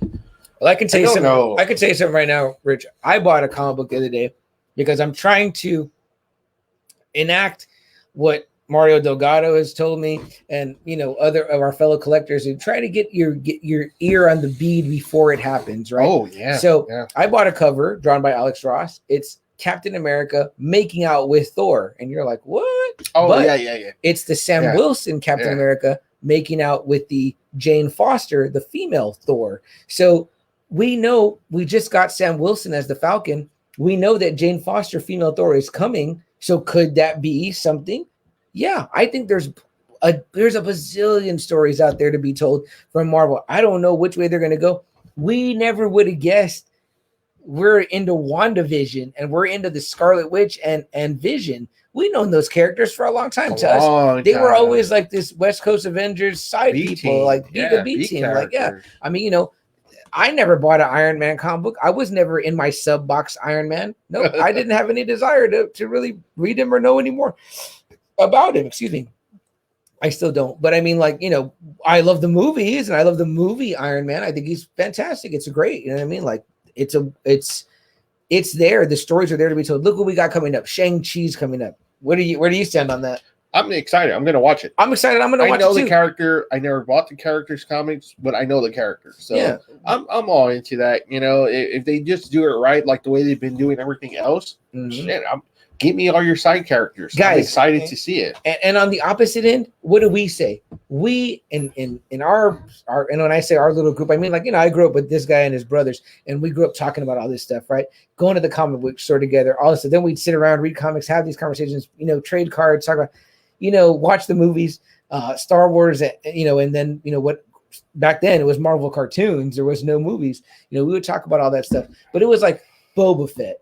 None of us got the Boba Fett hype. We were like, whatever. I guess he fell in the Sarlacc pit. He got knocked over and fell in the Sarlacc. There's just nothing in those first three that were like, now, why is this guy so popular? That Robert Rodriguez episode of The Mandalorian, yeah, sure. I was like, sure, fucking sign me up. I am a Boba Fett. I bought a Boba Fett t-shirt. But you didn't see that in Empire. No. You didn't see that in Return. No. You're like, okay, he's just supposed to be this badass. Okay. But that's the proof in the pudding that in the right hands, wow. I mean, I was blown away. I was like, this is the shit. Like, this is the fucking, this must be what people were talking about. And I don't know if any of that was written in any comics or books or anything like that, Star Wars outside canon. But man, it was Robert Rodriguez's episode of The Mandalorian in season 2 where he made Boba Fett a fucking total badass. And if you were going to argue with me that he was a badass before that, I'd have said, no, I don't think so. Number one, I never seen any Mandalorian just get beat like that, like how he fell into the Sarlacc pit or whatever. Like, you could say it was a mishap, his jetpack malfunction, whatever, it blew him into the thing, whatever. It was like, I was like, you're a completely arbitrary side character that I don't care anything about. I have no feelings towards you. And then you get guys like Filoni and Robert Rodriguez that totally changed that perspective for me. Like, I was like, wow, this character is super cool. I mean, like, like I said, I bought a Boba Fett shirt, but it's how he looks in the I still enjoyed Mando more. So. Yes, agree. I also too. So what else we got here, Dylan? Rich says, can Star Wars do anything new besides the show? What else can they create? Well, shit, if they got the Knights of the Old Republic, they got the Darth Bane story. People are like hungry for that, right? Yeah. Shadows of the Empire. Again, I'm pulling from the game as well, but which was canon. When George Lucas was running the show, that was canon. Well, what are they doing with General Thrawn, right? They're weaving in. Well, not just that, but even love. Like in the Last Jedi, the Emperor with all his clones, that's straight from Dark Empire, the comic book series. So slowly but surely, they're seeing how good these stories are, and they're bringing them out. And Rich, let me tell you right now, man, the What If comic book show we're going to get from Marvel. We have talked about that forever. Star Wars has its thing like that too. Star Wars Tales, and there is a wealth of stuff. Imagine seeing a Vader in the all white armor, the good Vader. Imagine when Vader says, join me together, we'll rule the galaxy. Imagine Luke says yes. That story's there to be told. There's so many stories. There's a Dark Empire also touches on, Luke, kind of. And Leia, Luke turning to the dark side. Yeah. And Leia actually wielding the lightsaber. You can make a million different stories about a million different possible realities in addition to, what they're doing right now. The Mandalorian is between the more recent 3, Skywalker saga stories, whatever, and it's a very, very rich and satisfying story. And I'm sure there's obviously more to come with the Ahsoka series, and obviously we want to know more about Thrawn. The Ranger show that I'm watching the Bad Batch. Are you watching the Bad Batch? I've seen it. It's pretty good so far. It's very cool. You know what I mean? I never thought I would like fucking clones or like the troopers. I'm like, man, they made them cool. They made them cool. Rich says, did he ever say why Silver Surfer was his favorite? I think because it was something new for Stanley to write about. It was more philosophical. He didn't have to write like a teenager. He didn't have to write like a teen. He could actually write his thoughts down on probably his views on humanity. Yeah, through the Silver Surfer. Even not even a man. He's not even a man. That's what I'm saying. Yeah, an outsider looking in. But Stanley was probably able to put his views through the Surfer. Yes. And that is a lot of times everyone says that's probably his best run of writing is the Silver Surfer issues. And what Surfer is doing a lot of the times is kind of lamenting. You know what I mean? He's lamenting. That's what I'm saying. And maybe it was a bad time when the Silver Surfer was created. The Vietnam War was going on. Right. We had so much racist tensions. So what better way for Stanley to kind of put his views than through writing through the Silver Surfer, right? Yeah, a dark world filled with hate. Exactly, and, right? Field of hate. Yeah. And so Surfer mentions that so many times how barbaric the planet Earth is. And he's also like a lovelorn guy. He's after his lady love, that Shalabal. So it was just a completely different way of writing. Probably more comfortable than Stanley was probably more comfortable with that kind of writing. I agree. Jerry D in the house. Jerry D, what's up? Sorry, we're barely getting to your comment, brother. If you're not used to our format, we read them every 30 minutes. But Jerry says, what did you think of Thor as Galactus's herald to stop the Black Winter? Thor with the Odin Force and power cosmic. Dude was a powerhouse. So I haven't read him where he's the herald, but I did read that whole run where he was the Odin Force. Man, Thor was a badass. You can almost honestly say he probably was in the top 3 strongest Marvel when he had the Odin Force. I'd like to read some of that. Man, stuff, for sure. I'm not familiar with that. So yeah, Jerry, that's a great question. Run and very powerful. Probably the strongest I've ever seen Thor.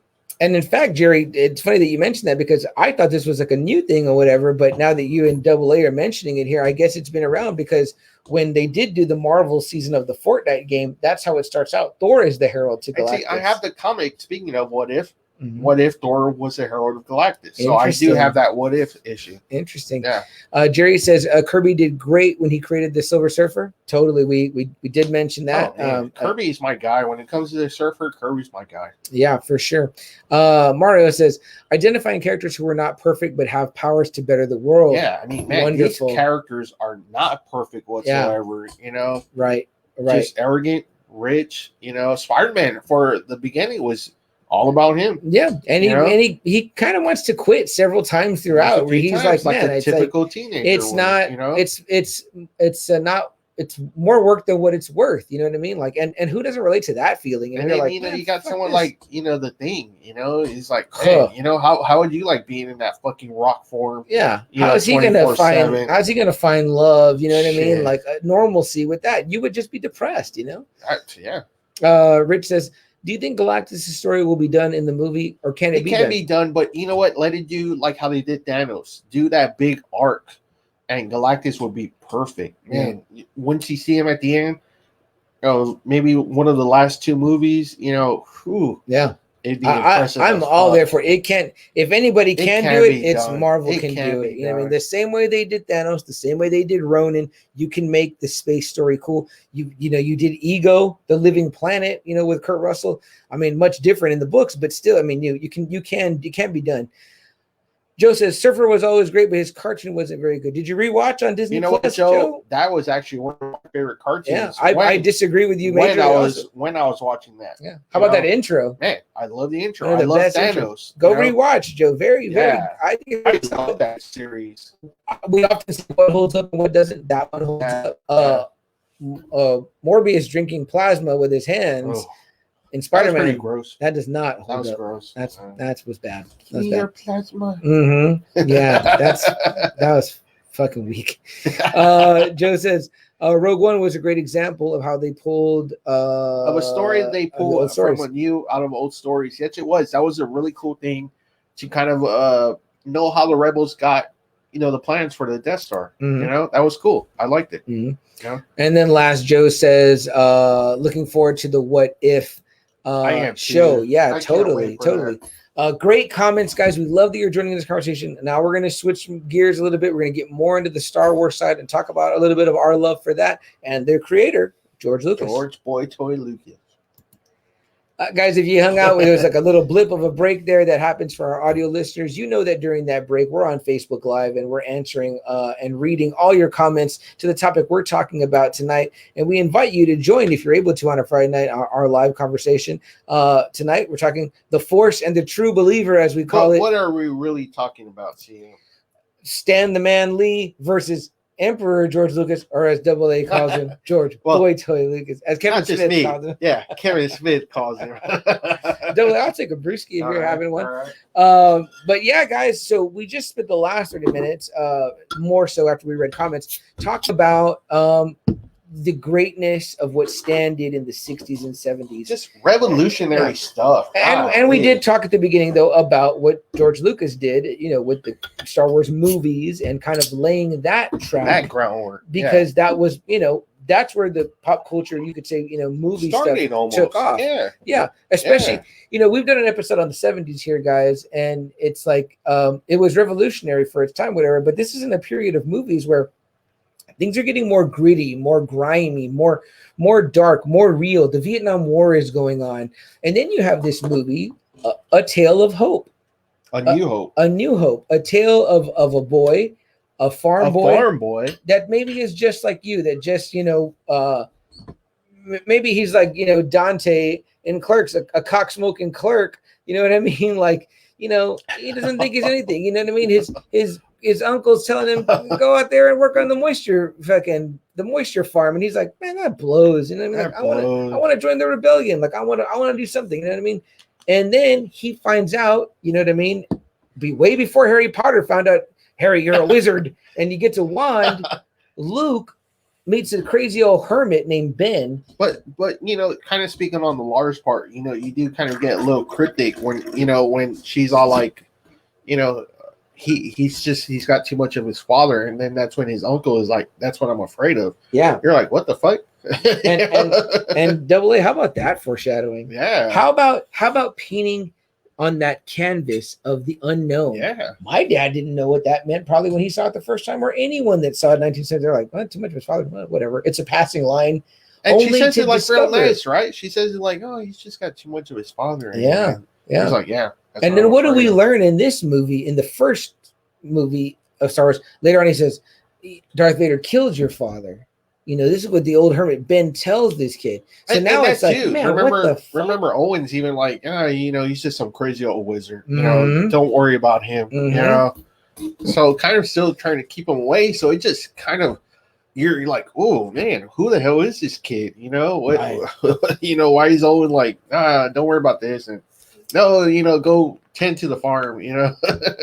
And guys, we talked about, obviously Stan Lee had collaborators, Steve Ditko, Jack Kirby, most famously Jack Kirby. Yeah, I mean, like, together these guys made magic. It takes more than a single person. And the same thing with George Lucas, because let's be honest, when it comes to the movies, a lot of people work on a movie. There's designers, it goes through multiple drafts, you know what I mean? So it's like, yes, he wrote and I believe directed the first one, just the first one, and then he let the other guys direct for him. I believe it's he would create the story, help write, and then he let someone else direct. So, but out of Star Wars, guys, comes numerous comics. Oh my goodness. Comes eventually books where everyone just could not get enough of this universe and wanted to continue to tell these stories. Those had to all get approved by Lucas himself. That's right. At that time, he always ultimately retained control. We used to joke back in our youth, we're like, oh, he's going to release another version and another version.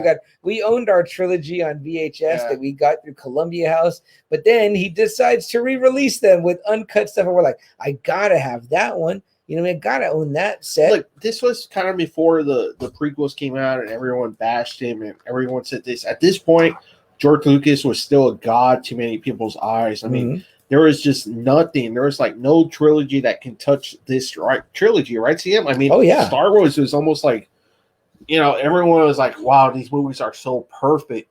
This is the perfect trilogy. This is the perfect story. This is the perfect amount of characters. I mean, man, there is no one that could touch George Lucas at this time. Well, let me tell you, Double A, I did not have the experience of seeing, obviously, the 1977 version. Yeah. I wasn't born until 1981, but I can remember, again, there's no specific memory of like, oh, the first time I saw it popping in the tape. It was just a part of what I knew. That's what I don't remember mine either. I just always remember it would always come on USA every once in a while, but they would show all three of them, and that was like a thing me and my brothers did. It was like, forget it. There's nothing else on. Yeah. We watched New Hope all the way to Return of the Jedi, and by the time Return of the Jedi was done, it was already bedtime. Yeah, and that was it, and we're good. And here's the thing: that experience ingrained it in you, where you grew up and you knew those characters. And see, I don't even remember like the shock. I wish I could be shocked. Yeah, when he reveals himself to be the father, it's like I felt like I always knew I was his dad. Spoiler alert, guys! Oh, jeez. If you haven't seen it, you might want to just move on. For fuck's sake. I can remember my nephew, and he hardly remembers this, but and he was about 2 or 3. My sister had the gold set of the re-release DVDs, And he would watch them all the time. And he wanted to play with the toys that he saw I had. And he knew all the characters' names. And he still knows their names to this day because from that experience. The other day, I showed him this big picture to kind of go back on the Marvel side a little bit. It was like of all the Marvel superheroes. No, it was a shirt. And I said, name everyone. So he's going to... He doesn't read these comics. He doesn't watch any of the cartoons, whatever. This is just like what he knows from having... You absorb it or whatever. These are like their initial memories. And this is how it was for us with Star Wars. Yeah. You know, so... I mean, when the last one came out at the time, the last one, you know, Return of the Jedi, 83. 83. I mean, I would have been 2, you know what I mean? But I just remember always growing up with the Ewoks and always, because it just seemed to be always be on and always around us. And so, you know, it's just there. I mean, I agree with you. I wish I could have felt that way too about the reveal, but it felt like I almost always knew. Yeah. But again, I didn't get to have my dad's experience in 77, but what I did get to have was when the re-releases came out, I went to watch all 3, Same here. you know, in the theater and see those new parts. And I was like, wow. You know, this is before the time when the internet was really prevalent and you were able to go bitch about every little thing. Yeah, there was nothing. And these were very well received. Yeah. And I was wowed to see it on the big screen. Like I was like, wow, this is what it looked like on here. You know? So, okay, Sam, so we talk about that. Okay, let's dig deep into his characters now. The unique characters that he presented us in these 3 movies. First off, we get the introduction of probably the biggest bad guy, the most popular bad guy, Darth Vader. I've heard the greatest on-screen villain. And I've heard also, if not the greatest, like number 1 or number 2. He's always number 1, number 2. Always. And, you know, that's something from like again, a pop culture kind of movie. You just don't see that kind of shit every day. Well, number 1, the look is iconic. All very black. Iconic. The very first time you see him, he's set up against a white background. That's got to be intentional. He literally, your eyes, the red eyes. You know, in that first movie, he's got red eyes. You know, the voice. Oh, you know what I mean. The breathing is iconic. James Earl Jones's voice booming through, where you're like, "What?" And then how he just picks up that rebel and just he's asking him questions, but he's fucking squeezing and breaking that guy's neck, and then he just throws him. You're like, "Holy fuck!" That's your like introduction to this guy. Like you're like, "Holy shit!" You know what I mean? Like that would probably give me nightmares. Like I'm like, "Oh fuck!" Like you know, like and seeing it on the big screen is definitely different. It's definitely different. It's intended to be seen that way. You know what I mean? It's a larger than life story, and it's meant for it's a movie's movie. Like it's like you know what's funny, Sam, and George Lucas did a really great job in that first movie. You just see him; he's kind of almost like that number 2, almost like the muscle of the Empire, right? You kind of get that feeling, right? In the New Hope, yes, because you know, he's more the enforcer, right? You have Tarkin back him off at one point, and you're like, "Are you the boss?" Or that's what I'm saying. Like in that one, it's almost like Vader's like the enforcer, right? Right. But then in Empire and then Return, you get this whole full rich backstory that you really don't even see. You find out he was a former Jedi. You find out his name was Anakin Skywalker. You find out he was the best pilot that had ever been. You know, he did all these heroic deeds. And then you find out he fell to the dark side. Became this super evil villain called Darth Vader. You know, and it's just, you're just like, wow, I want to know more about Darth Vader. That's what you're kind of thinking. You want to see him doing these Jedi things, you know, like holy shit, you know, like what happened? Why did you start thinking like, wow, what did he do? Like, what was it about the dark side that he just betrayed everyone and killed everyone? You know, like the way Obi-Wan makes it sound too, like him and the Emperor just, you know, they hunted down every Jedi and fucking murdered them. And you're like, whoa. That storytelling is no short feat on George Lucas's part. Now we've talked about movies. He made me drool about Anakin's origin. I'm like, whoa, Darth Vader's origin, you know? And I mean, let's rewind it though, Double. Let's rewind it to what we do know about when that big reveal came. Here you have the primary villain of this set of movies, and in the second one, it gets revealed that he's the father of the lead character. You're like, what? Like because, that hadn't happened. Another great character that was created by Lucas, Obi-Wan Kenobi,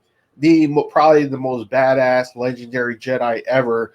You know, he gives Luke a rundown, like, no, you're not from here. You know, you're the son of Anakin Skywalker. He was killed by my other student, Darth Vader. You know, he betrayed and murdered Anakin. So you're thinking, okay, so he had Anakin and he had Darth Vader, you know, and And that surprise in Empire is so like he's like, Obi-Wan never told you. He's like, yeah, you killed him. And he's like, no, I'm your father. You know, and it's funny because it sets you up to almost be like, oh, this kid's gonna have a chip on his shoulder for this Darth Vader guy because he killed his dad. Now he knows more about his dad's origin. He's like, man, I'm an orphan. I live with my aunt and uncle because of this fucking guy or whatever. You know what I mean? So although it's not quite there, the seed is planted. You're thinking like, because he had to have known about Vader. Yeah. Everyone has to have known about Vader, right? This dude you hear about that's just destroying planets, that's just killing people, that's just ruthless. Mm-hmm. You find out, man, this guy's your dad. This guy was once a Jedi. And how about that moment too? The moment's iconic. They're dueling, you know what I mean, with these awesome, lightsabers, with great, fantastically invented weapon. One of the most badass weapons ever created. I mean, AA, I'm consistently seeing videos on YouTube and everything about people who are always trying to create the real thing, right? And just right now, recently, it came out on this Star Wars cruise they're going to have that the gal that's dressed like Rey, and she uses this new one that supposedly is not going to be for sale. And if it is go for sale, I can't imagine what they're going to sell it for. But it looks really neat. Like it looks like it expands the way that it's supposed to. I don't know what it is, how it's done, but very, very interesting, very, very cool looking. And that's how iconic this weapon is. Guys, we're talking about, think about iconic weapons. If you can think about that. You think about Excalibur. The phaser from Star Trek. The phaser from Star Trek. Maybe Mjolnir. Yeah, the hammer. And then there's the lightsaber. I mean, it's like, who doesn't go like this and go room?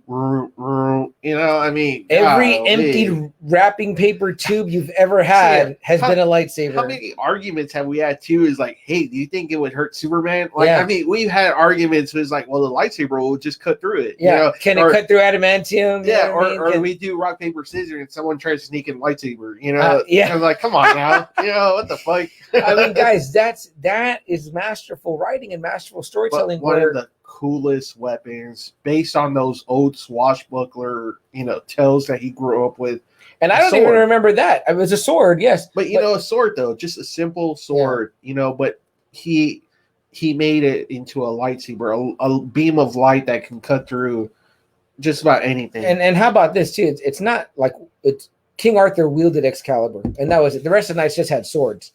Every lightsaber is unique and individual. It's like every Jedi has an Excalibur of its own. It's very, very cool. It's different. The color might be different.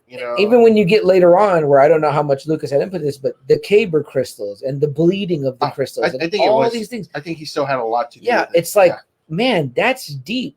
And if we want to go that route, we can talk about this. Besides the Starship Enterprise, maybe some boats, the Nebuchadnezzar had, it was known, but other than that, it was like, who gives a fuck about the ship? The Millennium Falcon is its own. It's like its own character. Yep, it sure is. When we saw the Millennium Falcon appear in the trailer for The Force Awakens, we were fucking geeked, man. We were like, man, well, not just that, but even like Solo, where the parse. What is the 10? When he goes through the Kessel Run, the Kessel Run, we're like, holy shit, there it is. We're finally gonna see it. It was more or less seeing the Falcon. Totally, man. And again, so you've already established he created one of the best weapons ever in science fiction. He's already created one of the most iconic ships in history. He's created one of the most iconic villains. What about the religion of Star Wars? Golly, there's so many people that actually go deep into the Sith and the Jedi ways. Totally. There's books about it. There's books. I have a book right there, the Book of the Sith. Yeah. And then there's the Path of the Jedi. I mean, like, when you read those two creeds, they're very deep. You know what I mean? Like, I think I've told this story on this podcast before, but I was at one time dating a girl, and she wasn't into it. She was very religious, though. And then I said, it's funny that you don't like it. I said, because it deals very much with what I would feel is like religion, kind of Christianity. And so when I kind of explained to her, I was like, this guy was born without a father, of almost like a spirit, the Force. And when I was done, she was like, now you make me interested in seeing it. And I mean, all the things are there, even his fall. Mm-hmm. His fall for rebelling, to the dark side, the devil, the emperor, Yep. It's the Jedi's, their peaceful ways, of Force to just keep balance, to spread life in the universe, whereas the dark side, it's all power, all about me, pretty much. It's so grappling, it's so it just gets you. You're just like, wow, I want to know more about the force, I want to know about the dark side. It's some really great stuff, heavy duty stuff that he kind of really expands more so in the prequels than you do get in the original trilogy. You kind of find out more about the Sith ways and the Jedi ways. Right. Even the mention of Sith does not come until the new trilogy. Yeah, so until the new there you trilogy. go. It's like one other reveal that he brings out later, which we've done an episode about the prequels, and we talk about how fantastic they really are, and they hold up, and there's a lot of good stuff in there.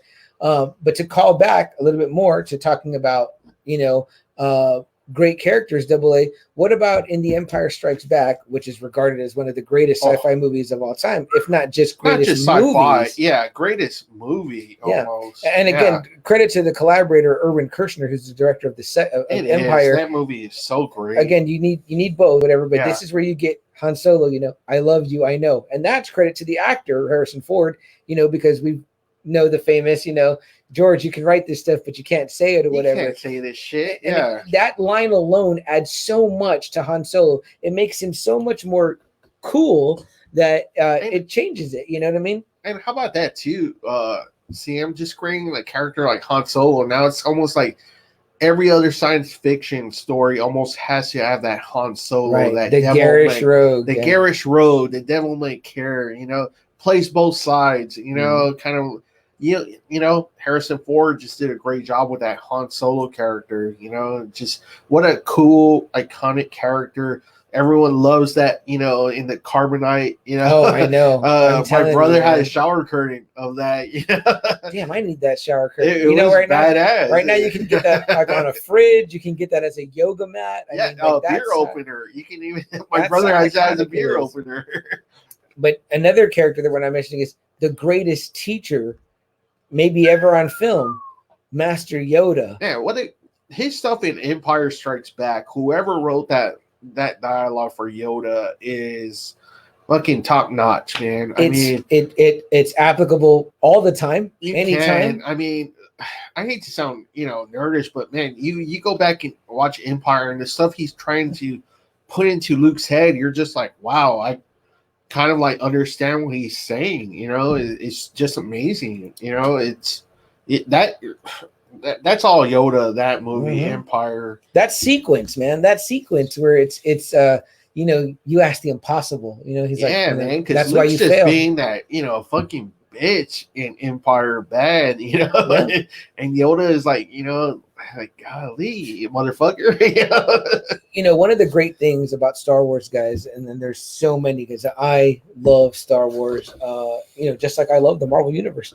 But my sister brought this to my attention or whatever. When people kind of are hypercritical of Anakin, Luke, or Kylo Ren, she brought an interesting point to my attention where she said, this is Untamable Amy, and she says, she goes, well, don't you feel like they all did the same thing? She's like, at first, in the first movie, you don't really like them. In the second movie, you like them a little bit better, but by the third movie, they're cool. And I was like, damn, I never thought about it, but that is kind of how it goes with Anakin in the prequels, and then later on with Kylo Ren in the third trilogy. It's yeah, that is true, because I felt that way exactly about them, because I remember going into the new trilogy, again, which this is not George Lucas, but based on his characters. Again, we're talking about the things that spawned out of this creator. You know what I mean? Yes, others came and took it over, but this is essentially what came from his, the fruit that he bore helped create this. Yeah. So you don't have the new. You're making a grandson from a character that he created, right? Right. And so you have. I thought I was gonna go in and initially be the biggest Kylo Ren fan and gonna love him, and he was cool, and he had a mask, and his saber was different. And I remember walking out of Force Awakens being like, man, that guy kind of sucked or whatever. You know what I mean? I was like, but again, he took that arc, which was, again, the filmmaker, credit to the filmmakers. That was the Luke arc. That was in the prequels. The arc that George Lucas took Anakin on. It's like at first you're kind of like, this little kid, you know, whatever. But by the second one, you're like, all right, he's like a little bit. In the beginning, he's bitchy, but by the end, you're like, oh, he's kind of cool or whatever. You know what I mean? Like he's getting better. And then by the third one, then you're like, oh shit, like this guy is a real fucking badass or whatever. You know what I mean? He's still bitching or whatever, but he's a badass or whatever, you know. But and of course, when we talk about other creations, it's like things like the Clone Wars or whatever, which he talks about in New Hope. Right. You know, when Luke is like, you know, you fought in the Clone Wars. He's like, oh yeah. You know? And then again, this is one of those things for me. That line was one of the things that stuck with me. I was like, what was the Clone Wars? And then it's like this story is just laying out there waiting to get told. And then eventually it gets told, and we're like, holy shit, like it's awesome. And you get to see General Skywalker, and he's amazing. And you're like, where's this guy? Like, this guy is fucking fantastic or whatever. You know what I mean? And it make, you know, guys, look, we still got an Obi-Wan show coming. You know what I mean? Like, there's no bigger two Obi-Wan fans right here. Oh my goodness. What I mean? What he did in the prequels. Double A's number one guy, my number two guy. Obi-Wan is just the ass kicker. You want to talk about some guy that the Sith should be afraid of? It should be that fucking guy. Yeah. Because he just fucking exterminates Sith Lords. Yeah. You know, man, that prequel series did wonders for his fucking character. He's a bad dude, man. After, you know, another badass creation, Darth Maul kills another badass creation, Qui-Gon. You know, that little, you know, 3-minute fight that him and Darth Maul have is just, man, that was bad. How many times did you see it in theater? I saw it 3 times. I saw it 3 times in theater. I saw it 3 times. And you know what? The second time, you're fucking salivating for that end. You're like, man, I got to see that again. Ewan McGregor, man, just kicked so much ass from Darth Maul to Django. Your guy, Ray Park, you just met him again. Yeah, you saw. I did. And the picture I got was that fight of him kicking Obi-Wan. You know, I mean, but, you know, to Clone Wars where he's, you know, kicking ass of Django and, you know, it's him and Anakin against Dooku. And then 3, it's him and Dooku again. And, you know, that sword fight, that epic, man, you know, we always talk about stuff that needs to be epic. That sword fight between him and Anakin, the most epic, the most emotional battle I have ever seen. The memes, man. The memes are out there. It's memed to death. I mean, it's like, you know. I just love his face here after he cuts off all the limbs, right? Like, he looks like really in pain. Like, hey, you know, you were supposed to be the chosen one. You know, you're supposed to be bounty. You weren't supposed to join him, you know?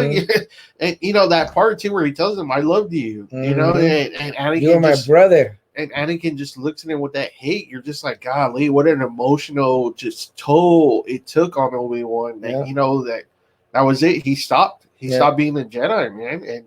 And you know what? It's a really cool. We follow some guy on Twitter.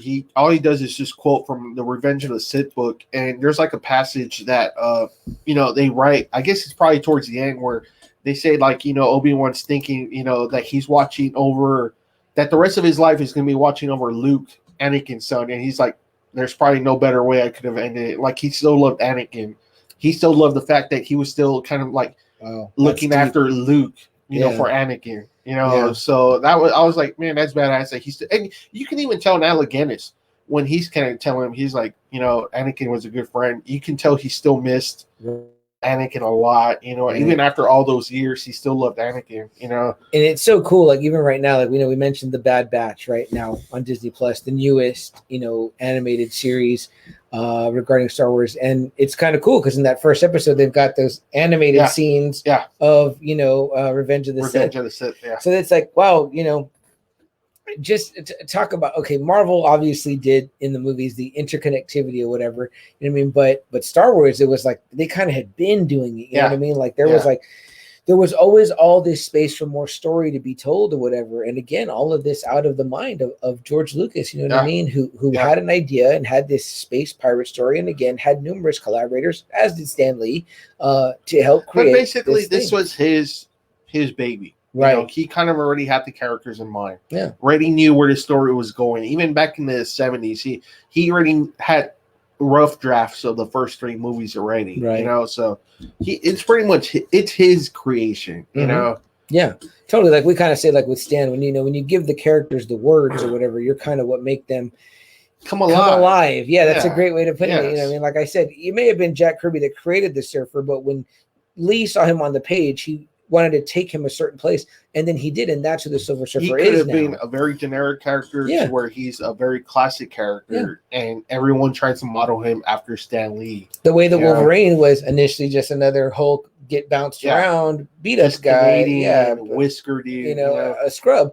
But then you have a master like Chris Claremont take that character to the level that he is now. You know what I mean? Like easily a top 5 Marvel character. But I mean, you know, real quick, you know, he creates, you know, guys like Darth Maul that people salivated over. You know how you were saying you went in with expectations with Kylo. Everybody went in with high expectations of Darth Maul. Oh yeah, everybody fell in love with the dude. Yep.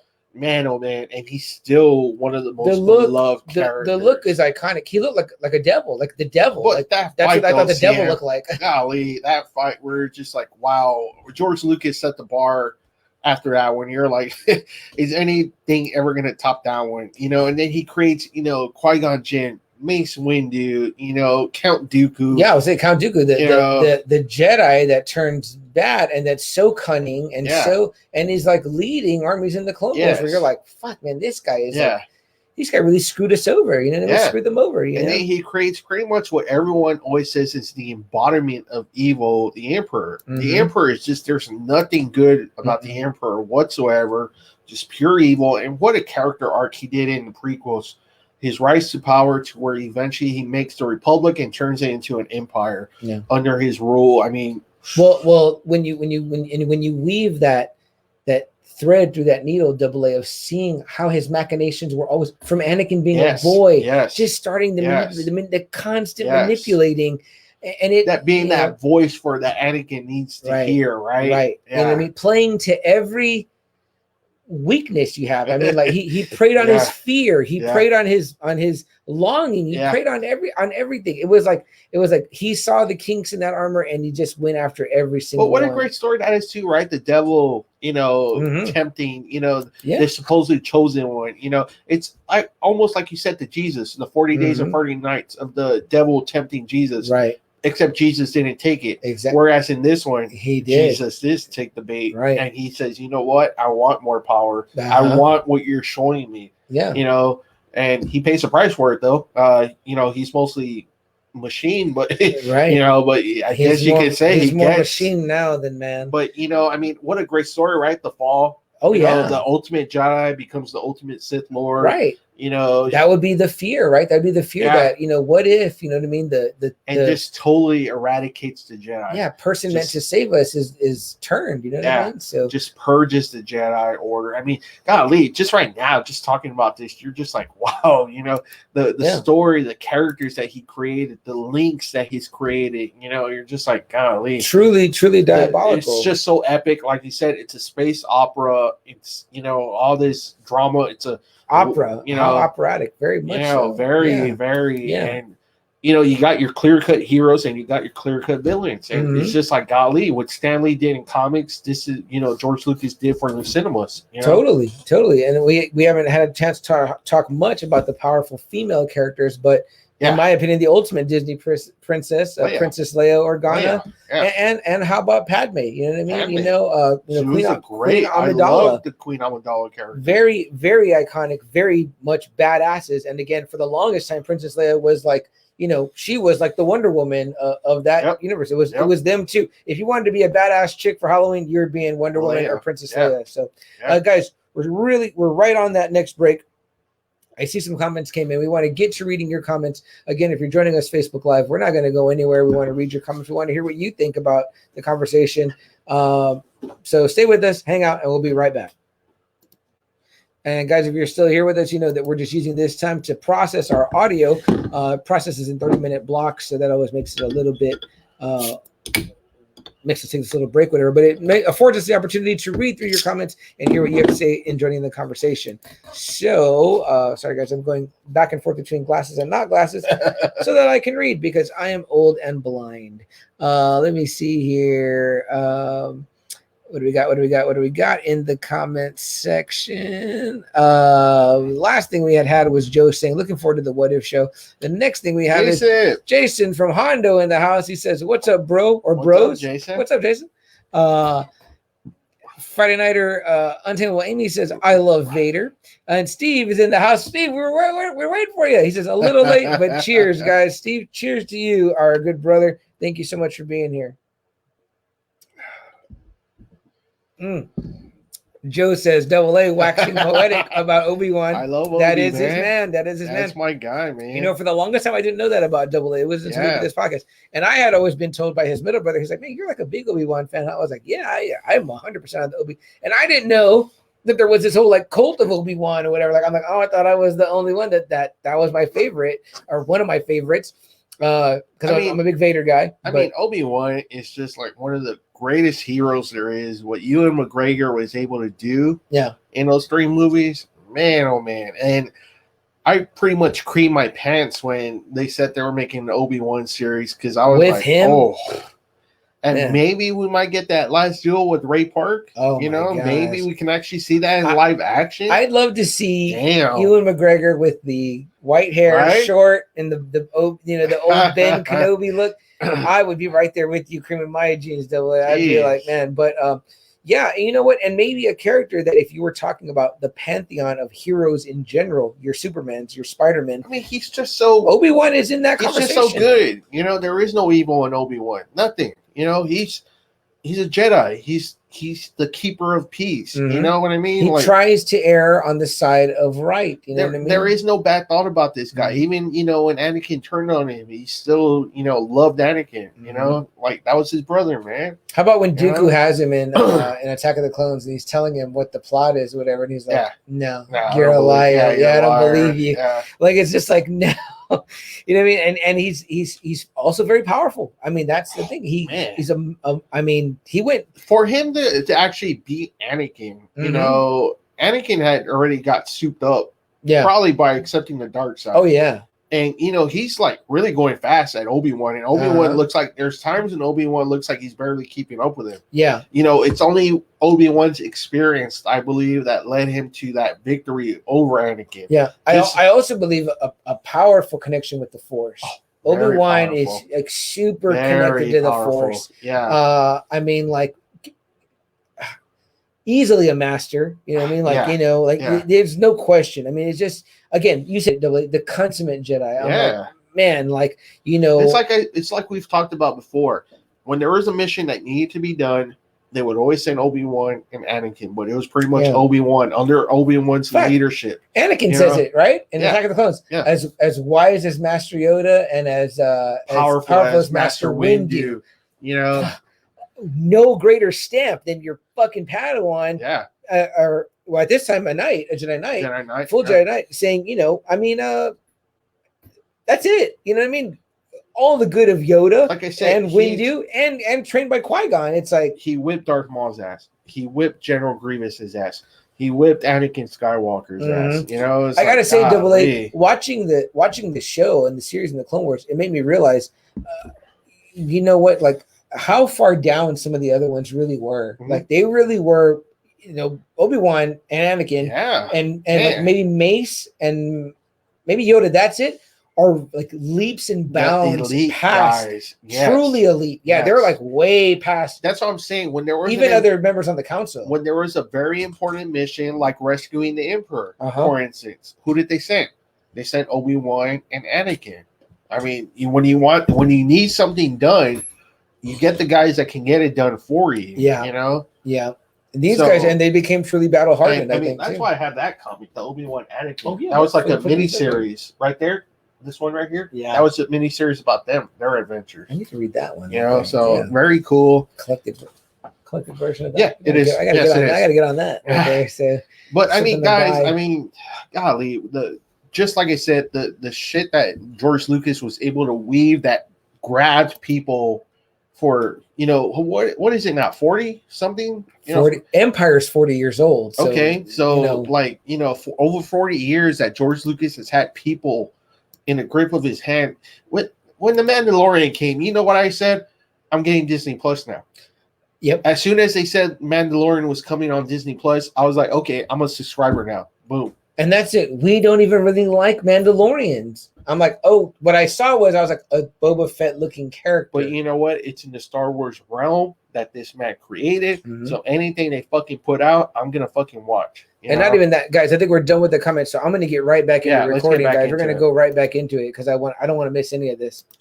Guys, thanks for hanging out with that brief blip. We're still talking all things. The creations, the Force versus the True Believer. Yeah, the creations of Stan Lee and the George Lucas. George Lucas. We were just saying, guys, right now, when it comes to George Lucas, and we talk about the Mandalorian. Okay, George Lucas didn't have anything to do with the Mandalorian. You could say he didn't have anything to do with the new trilogy. You'd be wrong, because here's what it is, Double A. His creations inspired a love in guys like Dave Filoni and Jon Favreau, and not just that, to say, I gotta continue this, man. Not just that, CM, but then when you have the credits and it says based on the characters created by George Lucas, the whole Mandalorian lore is based on what George Lucas has already written. Okay, that symbol, George Lucas creation, you know, the look, he's on Tatooine, you know, I mean, George Lucas creation, you know, the whole, you know, the baby Yoda, George Lucas creation. You can make a new story. Even the Empire is still in there. Yeah. Frank Oz, shout out to Frank Oz too for his work on Yoda. But here's, you could make a new space story, Double A, but it won't hit you the way that one. And I get sucked in because it's under a Star Wars banner, because it's George Lucas. It's special when they drink blue milk. It's special when they're on Tatooine. Dude, I mean, you know, I can remember my Uncle Joe one time talking about a woman he saw at a bar that he said looked like the Blue Elephant Band from Star Wars. I was like, that's not nice, but that's an awesome reference. Like, what the fuck? That's fucking cool. Awesome. I want to see that band. Yeah, exactly. I mean, like, it's so iconic. You know, even like the cantina. Golly. I mean, there's so much there. I mean, the cosplayers, guys, like everything. Again, if you read my intro to this, cosplayers. Yeah, read my intro to this episode, guys. I'm on TikTok. There is, I go 1, 2, and it's someone swinging around a lightsaber, someone cosplayed as a character, someone doing their makeup, like whatever. Someone bought a lightsaber, and that probably comes because I liked a couple of those videos, or whatever. But I've liked just as many ones related to Marvel and things like that. I mean, but again. These are creations that outgrew the creators. They sure did. But they continue to spawn. But that just goes to show you, it's almost like a tree that just keeps growing their roots in the ground. And that's what George Lucas has done. He planted the seed where now everyone is getting along in those roots. You know, the Jon Favreaus, the Dave Filonis, you know, they're creating this world out of what George Lucas has given us. You know, just like these Marvel movies, it's what Stan Lee gave us back in the 60s. Right. You know, these characters are coming alive. It feels like all over again. Like I said, just, you know, every Spider-Man movie is pretty much a creation of Stan Lee, the villains. Yeah. You know? Totally. You know, totally. It's just amazing. It's amazing what these two guys created, how they're both billion-dollar franchises. You know, they probably never thought anywhere in the world that, you know, Star Wars would be all over the place, Marvel would be all over the place. You know, it was always Superman and Batman. Sure. You know, when you were a comic nerd, it was always Superman, Batman were up here, and then everybody else was down here. Yeah. Okay, I mean, that's just the way it was. You know. Yep. And it took a while. I mean, but it was like once Hollywood got on top of the greatness, you know, that was Marvel, and that rocket ship took off. And they were like, "Oh wow." You know, we can do something with this character. Oh, look, we can do something with this character. You know? Like I said, on Lucky's podcast, on the Dork Dad podcast, one of the question he asks is, he's like, okay, which one, Marvel or Star Wars? It's like, it's not Marvel or DC. It's not Star Wars or Star Trek. It's like, I'm talking about the big fucking two heavyweights. Again, if you read my intro, I'm talking about, it is the foundation of pop culture. It is. In the sense that we view everything. It. You know what I mean? It's like, I mean, guys, I mean, it's, you know, you probably can't count how much of each of those things you have, and it's the vast majority. I mean, like I don't get enough. It's like I told you, CM. So like, you know, we kind of talk about X-Men, what Stan Lee did with X-Men, right? And then Chris Claremont took over, but it was pretty much based on what Stan Lee did. That, you know, Chris Claremont wrote Days of Future Past, right, about a future dystopian future where robots take over. Yes. How many times have we heard that? Yeah. That plot line where robots take over in the future. Oh yeah. AI. They become self-aware. Terminator, Matrix. Exactly. I mean, that all comes because Stan Lee created the X-Men, and Chris Claremont was able to kind of capitalize on that creation that they both did and make this. Sentinels are a creation of Stan Lee. The X-Men are a creation of Stan Lee. Yeah. You know? Yeah. I mean, it's amazing. It truly is. It truly is. We've sat around and talked about, like, you know what writers today do? They sit around and dream that they could come up with a character like the Hulk, like a Spider-Man, like a Darth Vader. It's like, that is the ultimate fantasy or whatever. And you're probably there and doing it because these characters inspired you. And that's the other lasting part of their legacy, is that they've inspired so many others. And see, what's so cool is that, like we said, like George Lucas created like a whole set of characters that no one had ever seen before. No one. Stan Lee didn't copy DC. He created his own line of heroes. Like I said, there was not a Superman. I can't think of a guy that was close to Superman under Stan Lee's direction. No. I can't think of a Batman character under Stan Lee's direction. I can't think of a Wonder Woman. You know what he did? He created someone like the Black Panther. Yes. Something that had never been done before. Right. A prominent African American who was rich, who spoke very well, who was a king, could fight, was a king, who took out the Fantastic Four in his debut issue. Super badass. All four, you know, at once. I mean, DC didn't do nothing like that. There was no character like the Black Panther. There was no character like the Thing. They have no character like the Hulk. They had no character, definitely like Spider-Man. Silver Surfer, I would say. Silver Surfer. You know what I mean? And then again, you go back to Star Wars. Nobody has ever been like Darth Vader. Nobody has ever been like Luke, a Han Solo, a Princess Leia. Yeah. Princess Leia, a woman that was that powerful. Right. Shit, that influential. Even the banter, the way they talk. She and the was not afraid of Vader. You know, she was not afraid of Tarkin. You know that scene where she's like, there's nowhere to go. And she still tells him that it was like Alderaan.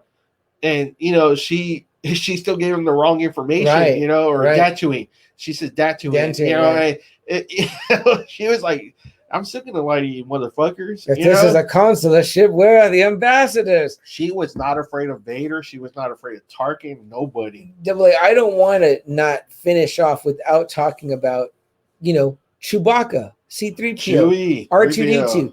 These are the characters that have been in almost every single movie. And when they come on screen to this day, if you're in the theater, crowds explode when they come on, man. They're so... Especially when Chewie came out. Yeah, dude, they're so fucking iconic. Force Awakens. Oh, yeah. Oh, my goodness. Yeah, how about in Solo? Yeah. I mean, big applause in my theater. I mean, I was like, man. And that is, again, testament to, like, even the...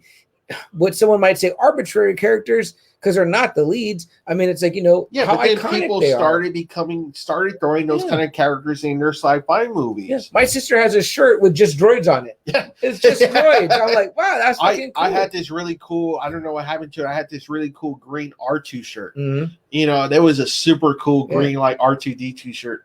Because I was like, R2's a badass. I used to have a shirt that said Star Wars, but in the letters, it was all like Stormtrooper helmets. Oh, and I've never been a Stormtrooper fan, but the Stormtrooper armor does look cool. You know what I mean? So, you know, I have a Stormtrooper skin on Fortnite because I'm like, sometimes I'll use that one. Like, I'm just like, you know. But how many times see that? We've seen a movie where like these soldiers come out in armor, like, oh, look, they got their Stormtroopers. Right. Like, we immediately call them Stormtroopers, even though that's not even what they're called, you know? One of your guilty pleasures, He-Man, Masters of the Universe, is a direct...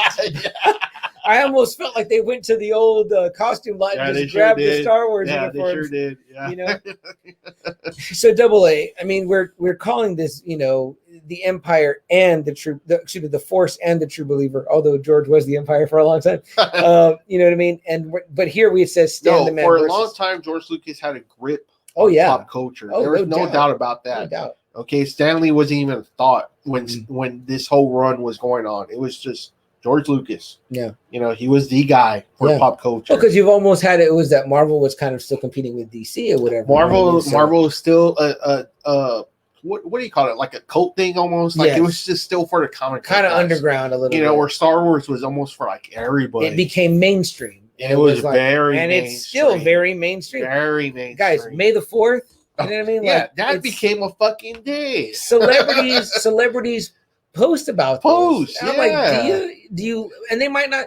It's so. What makes Star Wars so engaging is that you could just be a casual viewer. You could only have seen the movies, but you're still in. But it's like you're you said, you know, your dad watched it, you watched it, your nephew's watching it. You know, it's going down generations. That there's something about that story that just grips you. It's generational. You know, it really is. it just loves Star Wars. You know, the story, it's so sweeping. Yeah, you know? It really is. It really is. But Double A, I think we might be avoiding the elephant in the room here. Is that if we had to answer the question, is there an answer? Is there one more influential than the other? Who in this bout, in this initial title bout, who walks away, you know, with their hand raised? Because I mean, I'm torn, man. I didn't say this in the beginning. My sister was commenting and saying it. I am torn. So this might surprise you, but I would have to go with George. Okay. Because, and I hate saying this because I love Stan, but some of the things he created became more fleshed out under different writers. Okay, he still created them, but Chris Claremont took into whole nother levels. Frank Miller took Daredevil to a whole nother level. You know, when Stan Lee had left both titles, those titles were failing bad in sales.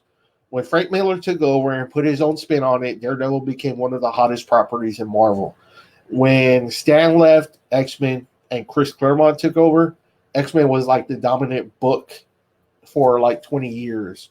You know, John Byrne's run on, well, I would say Stan, you know, his runs on Fantastic Four and Spider-Man are probably untouchable because they introduced too many damn characters. Right. And that's where you get so much of the iconic. You got too much people that got introduced in both those titles, from the Inhumans, Black Bolt, you know, to Black Panther, to Doctor Doom, which we haven't even talked about. But, you know, he created, that was, from what I understand, a big influence on the Darth Vader character was the Doctor Doom character. Yeah. The cape, the mask. Yeah. You know, that was a huge influence for George Lucas on the Darth Vader character. Interesting. I didn't know that. Yeah. But again, like I said, he might have created them, but they were kind of more popular under different writers. Yeah. You know, so where George Lucas just had a handle on Star Wars, you know, so I'd have to go George Lucas. He was more relevant, probably. He stated, I don't want to say more of that, but, you know, the Star Wars thing just always pops. Yeah. You know, whenever Star Wars comes out, people just go apeshit over this. Oh, yeah. You know? Yeah. It took until 2008, really, for Marvel to kind of firmly establish itself as, like, this property that now it's untouchable. Right. You know, but I'd have to say Lucas. Anything Star Wars, like I said, when Mandalorian came out, that's when I subscribed. Yeah. No, totally. I was like, okay, I'm in there. You know, you got all the Star Wars movies. You're going to come out with Mandalorian. You're going to come out with more Star Wars stuff. I'm subscribing. That's what got me too. All right. And like I said, I love Stan Lee, but I have to go maybe George Lucas. I feel like it's by a hair. Your split decision, and that's really just like I said, because there's just other properties that people took it on that just made it more what it is. Right. You know. Right. Well, I know that in our audience, the Friday Nighters that had posted and commented earlier on in our first 30 minutes, it was all Stan, and I don't want to feel like I'm siding with the crowd, but I'm gonna go with Stan. Double A. It's just like I said, my first love was just Lucas. Lucas is the one that introduced me to pop culture. Totally, you know. Totally. And again, for me, it's a split decision. It's all 12 rounds on the cards, and it's a single point by the third judge that I'm going to give it to Stan. So what makes it tip you for Stan? What makes me tip it is that, and again, when we got asked this question on the Dork Dead, and if probably asked the question again, I would say, yeah, it's Star Wars was more influential because I think it had a larger span of time at being popular. It did. No, it did. Yeah. Right.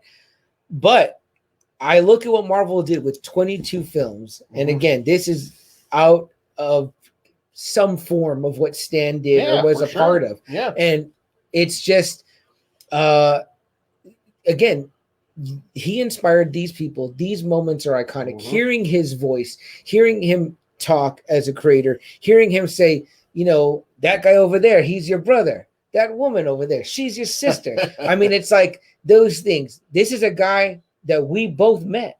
We met this guy right here.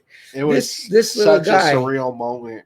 I said this today, researching this episode in my mind. I said, man, I wish I could have met him. And then I had to remind myself, I did. I did. I didn't get to sit I have with right him. there where I can look at every time. Yeah. I'm actually right there next to him. Mine hangs above in my garage too. Me and my sister meeting him. Wow. Famously, her like this for Spider-Man and me like this for Doctor Strange. I mean, we're right there next to the guy who we love so much, and it was awesome. I just feel like Marvel comic books in the 60s and 70s were untouchable. Punk. Yeah. And that it was punk. It was what was not, you know what I mean? Yeah. And this is like, again, you know, and I'm thinking about my dad so much, especially right now. But it's your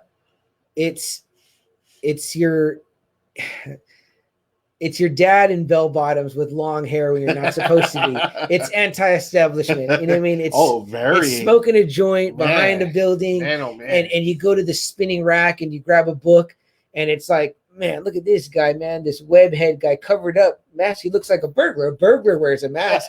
Superman doesn't wear a mask. You know what I mean? Yeah, I mean, it's like, you know, Spider-Man wears a mask. I mean, then it's like, you know, you got the Fantastic Four, man, like they're weird, man, like the stretchy guy, the rock guy, whatever. Then you go even deeper, you know. The guys my dad loved were like, you know, Silver Surfer, Doctor Strange. Later on, Venom. My dad loved Venom. You know what I mean? Not a Stan creation, but, you know, again, Stan created Spider-Man, and then someone decides to make an evil Spider-Man, a mirror, you get Venom.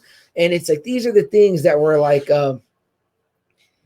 it's just, look, without Spider-Man, so much there. You don't get Venom. Right. That's just the way it is. You don't get that character. Yeah. You know? And for me, it was like playing with the toys. You know what I mean? I played with, I think, more superhero toys. You know what I mean? I think I probably collect more superhero toys. I have a shitload of Star Wars stuff, a shit ton, and I love it. And I love lightsabers. I got something really cool. I've been waiting to show you guys. I should have brought it today. I just rushed out of the house. It was a weird day, but that would have been an excellent thing to show you, or whatever, in the Star Wars vein. And maybe I'll show it to you guys next week at the beginning of the show. But either way, I love George Lucas and I love Star Wars with like all my heart or whatever. But I mean, you know, so much has come. AA. You know what I mean? Like, we talk about that moment when Cap picks up Mjolnir in Endgame, and that journey that Kevin Feige was able to take us on, that journey because of this guy. You know what I mean? Yeah. Like, you know, it's like, you know, and then it's neat too, right? How about his own little touch on it with the cameos? You know, the cameos in every single movie, Sony or Marvel Studios, he's there. Excuse me, he's in the Spider-Mans, you know what I mean? All of them, you know what I mean? He comes out. I mean, X-Men. It's like, X-Men. Yeah, he's in the X-Men ones. You know, before they finally got together and hooked up or whatever, you know what I mean? Like pre-Disney. I mean, it's like and then what do you think? It's so neat. Wanda, another creation of Stan. Yeah. Look how far she's gone. Yeah. From his creation, you know? Yeah. So, and even, you know, I feel like, you know, his hand eventually was off of those babies. It was still always like there. Again, you know what I mean? You don't get to mess with those characters without the guy creating them first. Right. Okay? Right. You don't get to explore Wanda's powers. Yeah. If there was no Wanda. Yeah. You know, Stan created Wanda. You know, he created Franklin Richards. He created Jean Grey, who Chris Claremont made into Dark Phoenix. Mm-hmm. You know? Mm-hmm. You know, who other people turned Wanda into, like, Wanda where we know her now. You know, no more mutants. No more mutants, you know? man. Yeah. You know, these are all creations that they really bounced off because Stanley created them for them. Mm-hmm. He was like, here we go, Marvel. Here's a platter. Yep. You built this on what I created. I mean, ask yourself this, right? Like, we love wrestling too, right? It's like, what inspires you? Look at we know earlier we talked about the Young Bucks, right? And we know Joe had his own feelings on the Young Bucks, but we like the Young Bucks. But look, they say, man, Matt and Jeff Hardy inspired us. Who inspired them? Marty Jannetty and Shawn Michaels, the Rockers. And who inspired them? The Rock and Roll Express. It's like inspiration does not come easy. Yeah. What makes you want to create something? Yeah. That's what these two guys did. When I say I'm picking Sam, it's by of the tiniest of margins, because I love them both so much. If you told me tomorrow I'm going to dump you on a desert island and I'm going to give you the volume of the Marvel universe or the volume of the Star Wars universe, the only reason that I would choose Marvel is because there'd be maybe a little bit more diversity. I wouldn't be following one group of characters so much. It would be a little bit more. You know what I mean? Like, I'm not that interested in the Greedo and Bosk story. I know they exist, and I know the Greedo and Bosk fans are going to come after me. But I would much rather hear about what you said about the Black Panther, or about any of those other characters. I mean, Wanda, Iron Man, Spider-Man. Guys, look at Gwen Stacy. Stan Lee creates Gwen Stacy. Now there's Spider-Gwen. They brought back a dead character that he created. I mean, it's like only a matter of time before there is a Betty Brant character. J. Jonah Jameson has a son. His son is a character. There's so much there. But what did I tell you? My favorite Spider-Man story of all time is the Kraven. The Kraven story that Stan Lee created. Yeah, I mean, and I hate to say it too, and again, this is not in any way a knock, because I love. There is a lot of diversity, I think, within the Star Wars universe with the villains, but 9 times out of 10, I mean, like, it's the Sith and it's, the dark side, but in the Marvel universe, you get so much more, where you get your Galactus, but you also get the Vulture, and you get, Magneto, but you also get Juggernaut, and you get, Master Mold and the Sentinels. It's like, there's so much there with that. For me, it's like, if you're going to drop that on me, it's like, I'm going to get comics and I'm going to get movies and shows and all this stuff or whatever. And again, by the tiniest of margins, because Star Wars is like a religion, and it is like people list it as that sometimes. I want to say sometimes that's what kind of gets me. It's just the whole mythology, the Sith and the Jedi. I'm with you. It just, man, it was just something about Star Wars that just always grabbed me. Yeah. Every time it comes in, like even the sequels, I make sure to see those on opening night. Did you see? I didn't care how I felt about Last Jedi. Oh yeah. Once they said Rise of Skywalker. No, the Last Jedi, right? Yeah. I didn't care for that movie, but you know what? The Rise of Skywalker, I was still there. You know what? It's so funny too. You say that, right? It's like, because I like all of them in some way, shape, or form. Your brother, your middle brother, Friday Nighter, Will, he was able to dissect Last Jedi in a way for me that he pulled out all the good things, and I was like, that not just makes that, it but fantastic. But we all love Solo. Yeah. And I love Solo. I love Solo. It was a great fucking movie. Yeah, got a bad super bad rap. But you know what? It was a victim of total bullshit. Last Jedi has one of the coolest scenes where him and Rey are just going apeshit on Snoke's guards in that red room. I love that scene. That scene is so great. Very cool. The battle between Kylo and Luke at the end, that's just awesome. I think people forget that Yoda comes out in that one. It's like, it's got fucking Yoda. But again, it's just because of the mythology that George Lucas was able to bring in that you can kind of, and you can do all that kind of stuff. And I will say, I don't revisit Solo and Last Jedi as much as the others or whatever. I actually do with Solo. I revisit that movie a lot. No, and we didn't even talk. We haven't said one word about Rogue One, which is one of our both absolute favorite Star Wars movies. Poster over here. Yeah. I mean, and it's fantastic, and it's a beautiful, powerful story about a sci-fi story or whatever. That's what I mean. It's like every time something new pops up for Star Wars, I'm always there. When it comes to Marvel, sometimes I'm always hesitant. Like when Batman comes in, I'm not going to be rushing to good point. The theater. That's a great point. Guardians of the Galaxy, I wasn't there at all because I was like, fucking Guardians of the Galaxy. Right. They suck ass. Yeah. I saw those, when it came on TV and that's when I saw it, but I wasn't rushing to it. I get you. With Star Wars, it's like every time something Star Wars comes out, I'm like, I gotta be there. I gotta be there before this fucking spoilers happen. I gotta be there, and that's just it's just the way I feel. I just every time something Star Wars comes out, I'm like, okay, I have to watch it real quick, right? Because someone is going to tell me about it. Someone's going to be talking about it. With Marvel, again, if someone talked about Ant-Man, I'm like, okay, cool, yeah, yeah, cool. And I mean, and again, no disrespect to those movies either, because again, they're all good movies. It's just I'm not going to be rushing to see Ant-Man. I get you. I don't revisit everything. I didn't watch Agents of S.H.I.E.L.D. That's a creation of Stan Lee. Ant-Man is a creation of Stan Lee. Yeah. But it was an area where I was like, he's not one of my favorite characters. And again, we're not talking about like franchise versus franchise or movies versus movies. We're talking about as a whole, and again, as the creators or whatever. And it's just by again, like I said, for me, an inch. So that's where I kind of draw a line. It's just every time there's something Star Wars, I'm like, okay, I kind of know what I'm gonna get, or I'm gonna be surprised and I'm gonna like it. Yeah. Like I said, when Mandalorian came out, the Armorer became one of my favorite characters. Luckily, she came here in San Antonio, and I got to meet her. And that's all down. That's from George Lucas, right? Right. No, like I said, the power to inspire is maybe the most powerful power that we never discuss or whatever. You know what I mean? And this is what these two men did.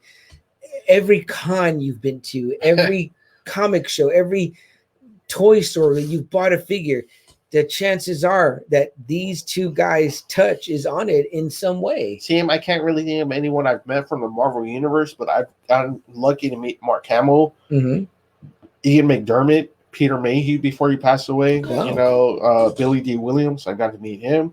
The Armorer, and Emily Swallow. I've met so many Star Wars characters. Damn, you got me beat. That's what I'm saying. Whenever there's like a Star Wars character, I'm usually there. And for me, I know that I've met Stan Lee, but I've met like Michael Roker. I met there's a couple more in there, I'm sure.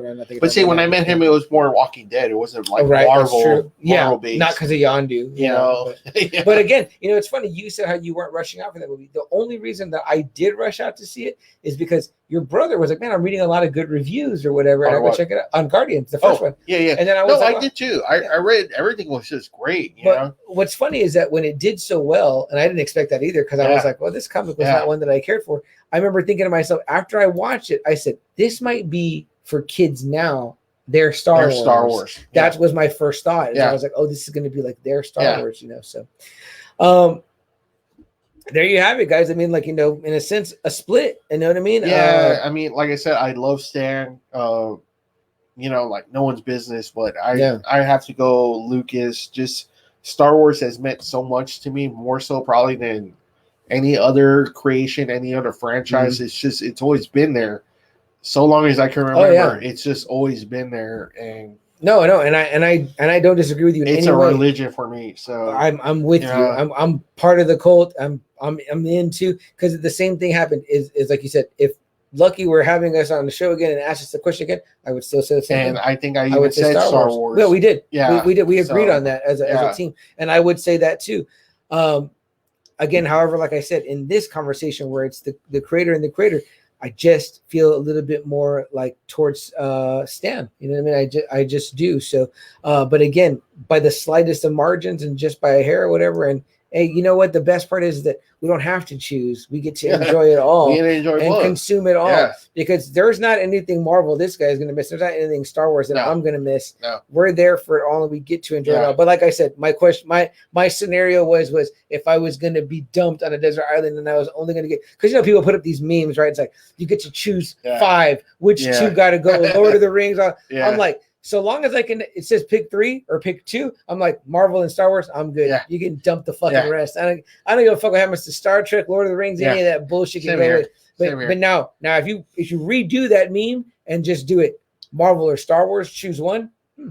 What do you get there? You get a much different question. There's a very good reason why that's. Even though a lot of people here did say Stan Lee, and they were really quick about it too. They were quick. They were really quick about it too. So, I mean, again, it doesn't. Don't forget about the inspiration factor and what inspired everything that came after and spawned all that after. Guys, we're pretty close to our, this is going to be our last break. We're going to take this break. We're going to read comments, and then we're going to close out the show, probably like our little last 15 minutes or whatever it is we do.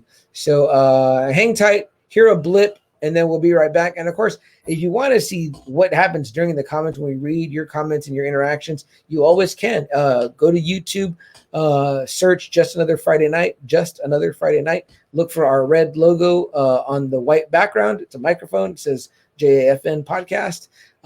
Click on it, hit subscribe, and then you can watch the full uncut episode that we're recording tonight with all the comments and all the other BS that happens in a little break.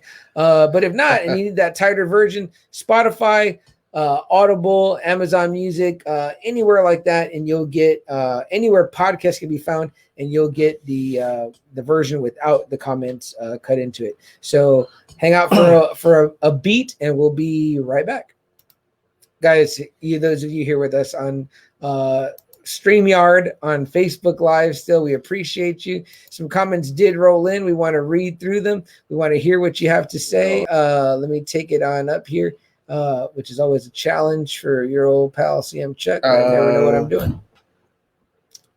Put my glasses back on here. So right here, right where Joe says, He-Man is good, bro. The Kevin Smith show looks good. Oh, man. Oh, yeah. I am super pumped up. Did you like the art? Yes, I'm good with it. I'm super pumped up. I know Kevin Smith is going to do it justice. I might finally see Hordak and He-Man. Yeah. So I am super pumped. I can't wait. They just released him in the, that line, retro line. It just came out. I can't fucking wait. I'm super excited. And they released pictures of the new figures as well on Masters of the Universe's Facebook. I'm pretty sure me and Friday Night Faithful members Jack and Boy are gonna get together and fucking watch that show. Will get reviewed on this show. Yeah. So we will be watching. It's on Netflix. Masters of the Universe. We're all there for it. So we will be reviewing that show on this show. What else we got? Joe says, while we are getting new Star Wars, Marvel is this generation's Star Wars. Yeah, I would say so. I would say so. Marvel right now is just it's kicking everyone's ass. It's not taking anyone's names. The way we talk about maybe Vader being revealed as Luke's father, or even maybe Vader and Luke fighting in the throne room, and then Luke taking Vader's hand, and then Vader destroying the Emperor, is the way that people talk now about Cap picking up Mjolnir. And not just that, but Infinity War was already being called like the Empire of the movie. Well, yes. So I mean, people are the people who grew up from 2008 to what was it, 2018? And that 10-year gap, that's a Star Wars. That's a new Star Wars right there. That whole time period. Yeah. For me, I couldn't be happier that we get to experience both. You know what I mean? Like we love, they're both. But Marvel had just really blown up in that 10-year span. It just blew up to where everyone is like, it's Marvel. Here we go. We got some good stuff here. Let's see. Anthony Barrera in the house. He says, what's up, y'all? What up, Anthony? Appreciate you, man. Where's your boy Nene at? He says, I dare you to scream, Nene is a batch. Oh, you dare me? Nene is a batch. There you go. Just for you, Anthony. Mario. Oof. I'll let you read that one, Double A. He says, Double A, I want my Stan Lee back. Now, Mario, remember, you gifted it to the Just Another Friday Night podcast. Got one half here. I got my. There you go. This right here, Mario, from you. And then Amy releases a very Darth Vader. No. One of the worst parts. Not the best George Lucas. Sorry. Joe says, did y'all like it more when his stuff was not so mainstream? Star Wars was always mainstream. I mean, I feel like it got mainstream very quick. I mean, so I don't know. I mean, some of the stuff I was reading today, George was talking about, what it was talking about was that how, he produced these out of his own money, a lot of them. You know what I mean? Yeah, he sure did. He was the original indie. You know what I read that was fucking a rad George Lucas thing? It says he refuses to put critics' quotes on his movie posters. Oh, nice. And it says that critic circles hate that about him. It's one more fuck you to never. He's like, this isn't for you. This isn't for you. This is for my fans. And I wouldn't want to see their quotes on the fucking poster anyway. They're much better without it. So to me, that's when Quentin Tarantino talks about who was indie directors, he talks about George Lucas, and so does Robert Rodriguez. I would imagine it was like at that time it was like George, Steven Spielberg, Martin Scorsese. There was all that indie group that came at the same time. That class out of USC, I believe they're out of USC. it wasn't his fault that it became mainstream, Joe. I mean, it just was mainstream because it was great. Yeah. You know what I mean? So no, to me, he's the ultimate indie darling. Mario says, I would not be who I am today if it were not for the Stan Lee influence when I was 8 years old.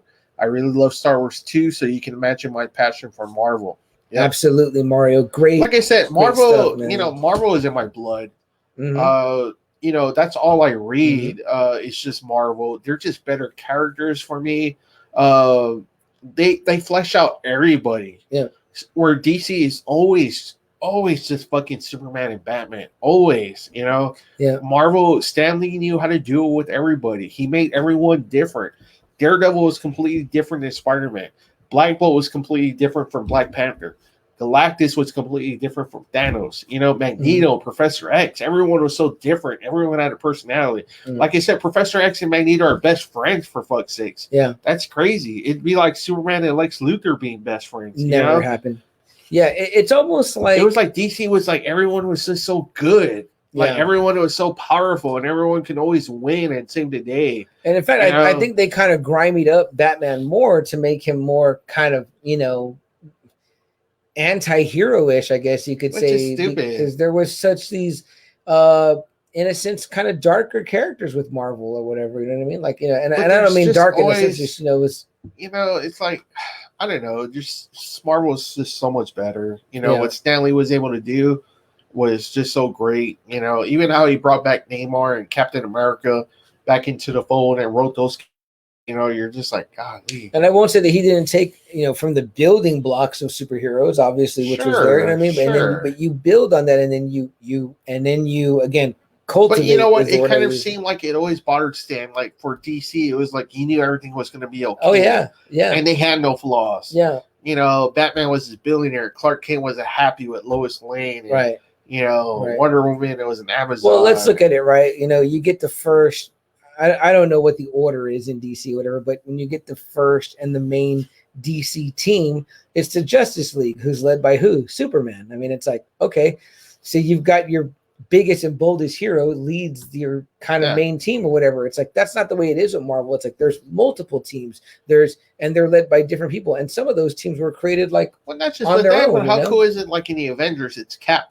Right. That's a leader. Right. When you have powerhouses like Iron Man and Thor and Hulk, but they choose Cap to be the guy. Right. You would think that maybe it would be your Thor, your God of Thunder or whatever, you know what I mean? But no, it's not. It's this guy that's a human, you know what I mean? So let's see what else. Joe says, and the way Stan went, put and sold to his fans. Oh man, Stan was like the ultimate like salesman, pitchman for Marvel. Definitely. Everywhere, from his soapbox to being kind of the guy who did Comic-Cons and just loved it. You know, he was always in the Comic-Cons from like the 70s, the 80s, the 90s. Until he was 95 years old. Yeah, you can almost always count on Stan just, just soaking up the energy, Like he loved the audience, He fucking loved and he was talking. very proud of that. Very proud. Whatever, very proud. Maybe that was a little bit of a slight maybe turn off for me too. Like George is like, we met Stan Double A. Like we'll never meet George. We'll never meet George Lucas. There'll never be. But you know what? It's just.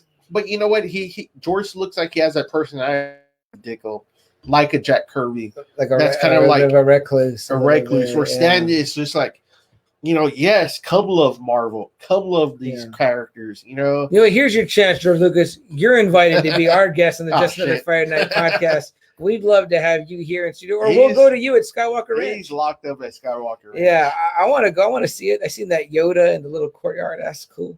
What else we got? Double A, great point. As been there since we were kids. I liked and look forward to new Star Wars movies coming out at Christmas. Yeah, that was pretty cool. Yeah, what they did. But when George was doing it, though, it was always around summertime. Right. That's right. Yeah, there was like the summer blockbuster. Me and Chuck are gonna cry for Kevin Smith's Masters of the Universe. Yeah, you're probably right. That's probably no doubt about that. And then Joe says, my younger son is more Star Wars than Marvel. He's got that nerd bug. So see, there you go. Okay. It's just something about Star Wars that just always grabs you. Yeah. And I have to say, for my nephew too, it's like those two things. He had a bunch of those big, 10-inch, 12-inch figures that were all Marvel. but then he had a couple of Star Wars mixed in, and then he wanted to play with my Star Wars. So those are kind of his first foray into That's like what I'm the saying. toys. There's just something about Star Wars where it's just like, I don't know, it just hooks you in. You know? And then he found his own things, and now he kind of has his own things, whatever. But I'd still like that, like the games we play. The Fortnite has that both those properties incorporated in it, and DC. Yeah, Joe says Stan made heroes with real problems, which is always great. For sure. Steve says, George, come on down. Come on down. There George. You go, Steve. Or we'll call him Jorge here in San Antonio. And then Joe says, y'all got John Walker. Y'all can get George. You know what? Anything is possible here on just another Friday night. Man, guys, great contributions to the conversation tonight. Let's bring it back to the recording and close it out. And we'll open up the comments at that time too to read any comments.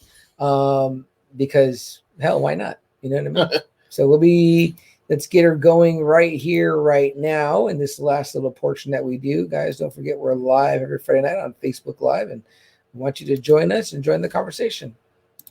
Guys, thanks for hanging out. We're back. We read some great comments from the Friday Night Faithful, the Friday Nighters, on what you thought about the conversation. Is it George Lucas? Is it Stan Lee? Who's the greater creator? The Force or a true believer? Maybe we should have called it the greater creator. That would have been a rhyme. But here's what I think, guys. There is no answer. There neither is greater than the other. Together, they're the sum whole of their parts and what they've created in a sense of a pop culture frenzy, an army, so to speak. We started a podcast, a little more than a year ago, and learned about other podcasters. And there's an entire legion of collectors and podcasters and just comic book fans out there. And it's all that creates this that we have now. You know what I mean? So without them, they inspired even us.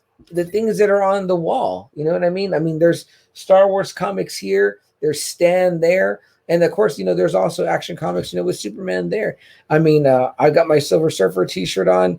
Double A's wearing the wrestling, but how often have the wrestlers said that they're the real life superheroes? Oh, yeah. There's Hulk Hogan, guys. Yeah. And actually, he was introduced as the Incredible Hulk Hogan, and we saw a lot of times it was Marvel. He was under Marvel too. So they were making money off of him too. Yeah, I mean, CM Punk. You know what I mean? One of our favorite wrestlers has. He wrote for Marvel. It's clobbering time. He even has a shirt like on Pro Wrestling Tees where he's like dressed like Thor. Yeah. And he has often said that pro wrestling and comic books are two of the only truly pure American things that there are, like American creative outlets, I guess. Raven, he wrote Tangled Web, the Spider-Man story. Yep.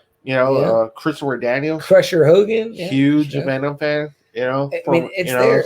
Cody Rhodes, you guys had a cape like Mr. Sinister one time. And he's big on Star Wars. Yeah, and loves Star Wars. Huge on Star Wars. I mean, and here's the great thing about the fandom, guys, is that we get to love it both. You know what I mean? Like we only raised this question because we wanted to see, do people err on one side or the other? In our small sampling we had here, it was very Marvel, very Stan Lee. Yeah. You know what I mean? Like, in a larger sampling, though, it might go the other way. We don't know. I mean, and again, catch me on a different day and I'll say something different because I'm feeling that at that moment. You know what I mean? Like, I've been, I don't know what I've been vibing with lately. Maybe I was vibing with Star Wars because right now the Bad Batch is out. Yeah. But, a week ago we're vibing on, Falcon and the Winter Soldier. And I'm like, damn, this shit is like fire. You know what I mean? They say Mandalorian, man, it really got you. It sure did, man. The Mandalorian is, wow, by and far one of my favorite shows, and then how many people popped when Luke came out?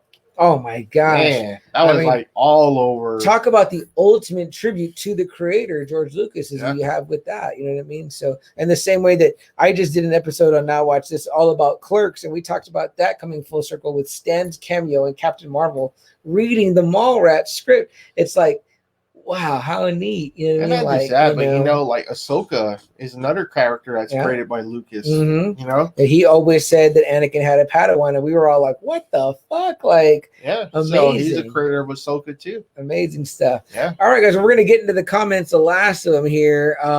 Steve says, good night, guys. Steve, good night. Thank you for joining us, sir. We know that you said you were a little bit late, but we never mind that. We're just happy that you're here. Joe says, glad to be Glad back. to be Joe, back. we're glad to have you back. Unfortunately, we wish you were still in the playoffs playing in the championship, but we're glad to have you here.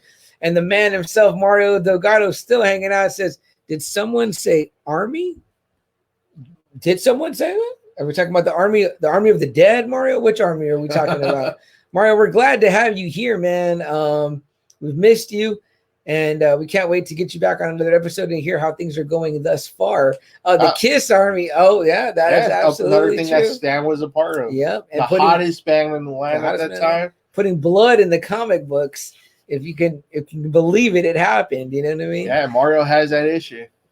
Untamable Amy says, I love Ahsoka and Shakti. Yeah, two great, powerful, dominant female Jedis. I know someone will come and tell me Ahsoka not a Jedi no more, but whatever. We're not there yet, so we'll get there. But yes, those are amazing characters, you know what I mean? But on the equal side too, amazing Stan Lee created creations, whatever. And you know what? I'm glad that we didn't get into all the stuff that they created that sucked. But I know there's people that are going to quick to jump to Jar Jar Binks, and I know there's people going to jump on things about Stan that weren't that great. You know what I mean? But hey, you know what? Even George Lucas had a hand in Howard the Duck, and that is a Marvel property. Look, see, I mean, everything.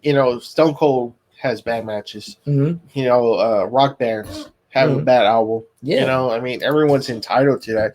It's just awesome that they're able to create something. Oh yeah. And the good vastly outweighs the bad. So yeah. You know what I mean? There's nothing more to say. Yeah, for every Jar Jar, there's a Vader, Totally. I mean, so he was just trying to make something for the kids. That's all Jar Jar was. Yeah. That's all it was supposed to be. It was just supposed to be comedic relief. Yeah. Absolutely. And I love how the fandom has embraced Ahmed Best, and they put him on that show, and he got to recoup that or whatever. I remember everyone talked shit about Hayden. And now he's like one of the most beloved people. I would love to meet that guy. If he came to a con, I'd be in line. You know what I mean? No doubt. And like I said, Stan, not everyone was a hit in those characters. So you know what I mean? There's a dozen out there. So you just gotta look it up. But Double A, unless there's anything else. Yeah, man. Like I said, I love both. I have to go just a little bit George Lucas, but I love both. I'm just a huge Stan Lee fan. Meeting him was one of the best highlights I'm ever of my life. For me, of my life, amazing. And I was so happy I got to do that with my sister. I got that picture. I can see right here every time. Just in your Macho Man shirt. And even it just looks so surreal. I'm like, wow, I'm actually next. I've had people tell me that they're like, that's not really him. Are you at a wax museum? Was that a statue? I'm like, no, man, that's him. I was actually near the man himself, Stan the Man. I was actually there, right there. As we walked away for him to be like, great job, guys. I was like, that voice, I was like, oh my God. Yeah. Like, is again, like you said, surreal is the best word. Yeah. Last bit of comments here, guys. Joe says, great show, boys. Full circle. Thank you, Joe. Jason says, good night, bros. Good night, Jason. Good night. Joe says Kevin Smith has Jar Jar idea that would make them badass. Okay, I want to hear that. Mario liked our show. He says make my J. Oh, that's a compliment right there. Thank you, Mario. We appreciate that, sir. Hey, Mario, I still got that blue shirt for you. Let me know when you want me to come by, and I'll come and take care of that for you. And Joe says he's gonna watch the Silver Surfer now. Yes, there you go, man. Not a better way to end it, Joe, than with that. Guys, and with that, we want to thank you, all of the Friday Night Faithful. We want to thank all you Friday Nighters for being here with us on Just Another Friday Night, joining us for another show here live. Again, don't forget my open invitation to all you other San Antonio podcasts and YouTube shows that talk about pop culture. Come on to one of our lives. We want to hear what you have to say about the topics we're talking about. We'd love to hear your thoughts and opinions as fellow people in the business, I guess. So there's that. And I want to say again a huge thank you to the Now Watch This with Lucky and Joe podcast. Go check that out. Go hear me on their episode all about Clerks. It's a really fun time. I had a great time. I was laughing my ass off with those two guys. It's a lot of fun. Go check it out and check out all their other episodes as well. Guys, if you need comic books pressed, let us know. Our man Gabe can take care of you. If you need comic books that are already pressed and encased and graded, our man Mario Delgado can get you taken care of. Guys, again, I ask one last time, please prayers for my dad. He's in the hospital right now. We're hoping for the best possible outcome. We know that we know that it's going to be good, but we want it the quick and painless, easy option. So if you can, please say a prayer for my pops. I greatly appreciate it, and so would he. Big Silver Surfer guy and the guy that taught me everything I know about pop culture and Star Wars and Marvel. So with that being said, something we like to say at the end of every show, guys, we say if there's something that you want to do, and there's no better two men to talk about than Stan Lee and George Lucas, go and do it, guys. Seize the day. Stan Lee with Timely Comics, he seized the day, man. And he made it Marvel Comics and just blew it up. And he blew pop culture up. And he made his Marvel, and he became the man behind Marvel, and he stuck with it through all that time. And 22 movies and all those cameos. You know, I mean, 22 movies, that's the Marvel studio side, not to mention all the stuff he did with, you know, Sony and Fox. So, I mean, guys, what an icon.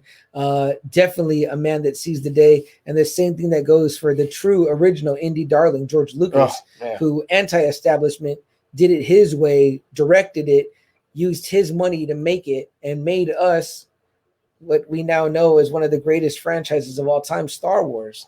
So these two men seized the day, and they both knew our next thing that we say, which comes directly out of the mouth of Captain America from the Marvel movies. But do whatever it takes, guys. You got to do whatever it takes. These guys did it. Like I said, George Lucas did it with his own money. I think he even told the Directors Guild, you know, to piss off and was going to do it. And Stan Lee, guys, don't forget. I mean, there's the man did Marvel, but the man did other things too. Whatever he defied the Comic Code Authority. Yep, you know, that's right. And he even wrote DC for a little bit. He wrote his own versions of Superman and Batman, and I think Wonder Woman. So he did. Just Imagine. He took on their bigs and the Just Imagine. So it just goes to show you guys, you got a dream you want to accomplish, go and do it. Seize the day. And don't forget to always do whatever it takes. Last bit of comments, and then we're going to get out. Let's see here. It says, Joe says, look out for the future Steve Martin Parenthood show with Double A. I'm waiting. Bated breath, my friend. And then Joe and Jason says they'll be praying for your pop. Thank you guys so much, man. I really appreciate that. It's a huge one to me. Dad, this one's for you. All right, guys. For myself, CM Chuck and Double A. We are out of here, guys. Have a good night, a good weekend. Stay safe. Get vaxxed and mask up still.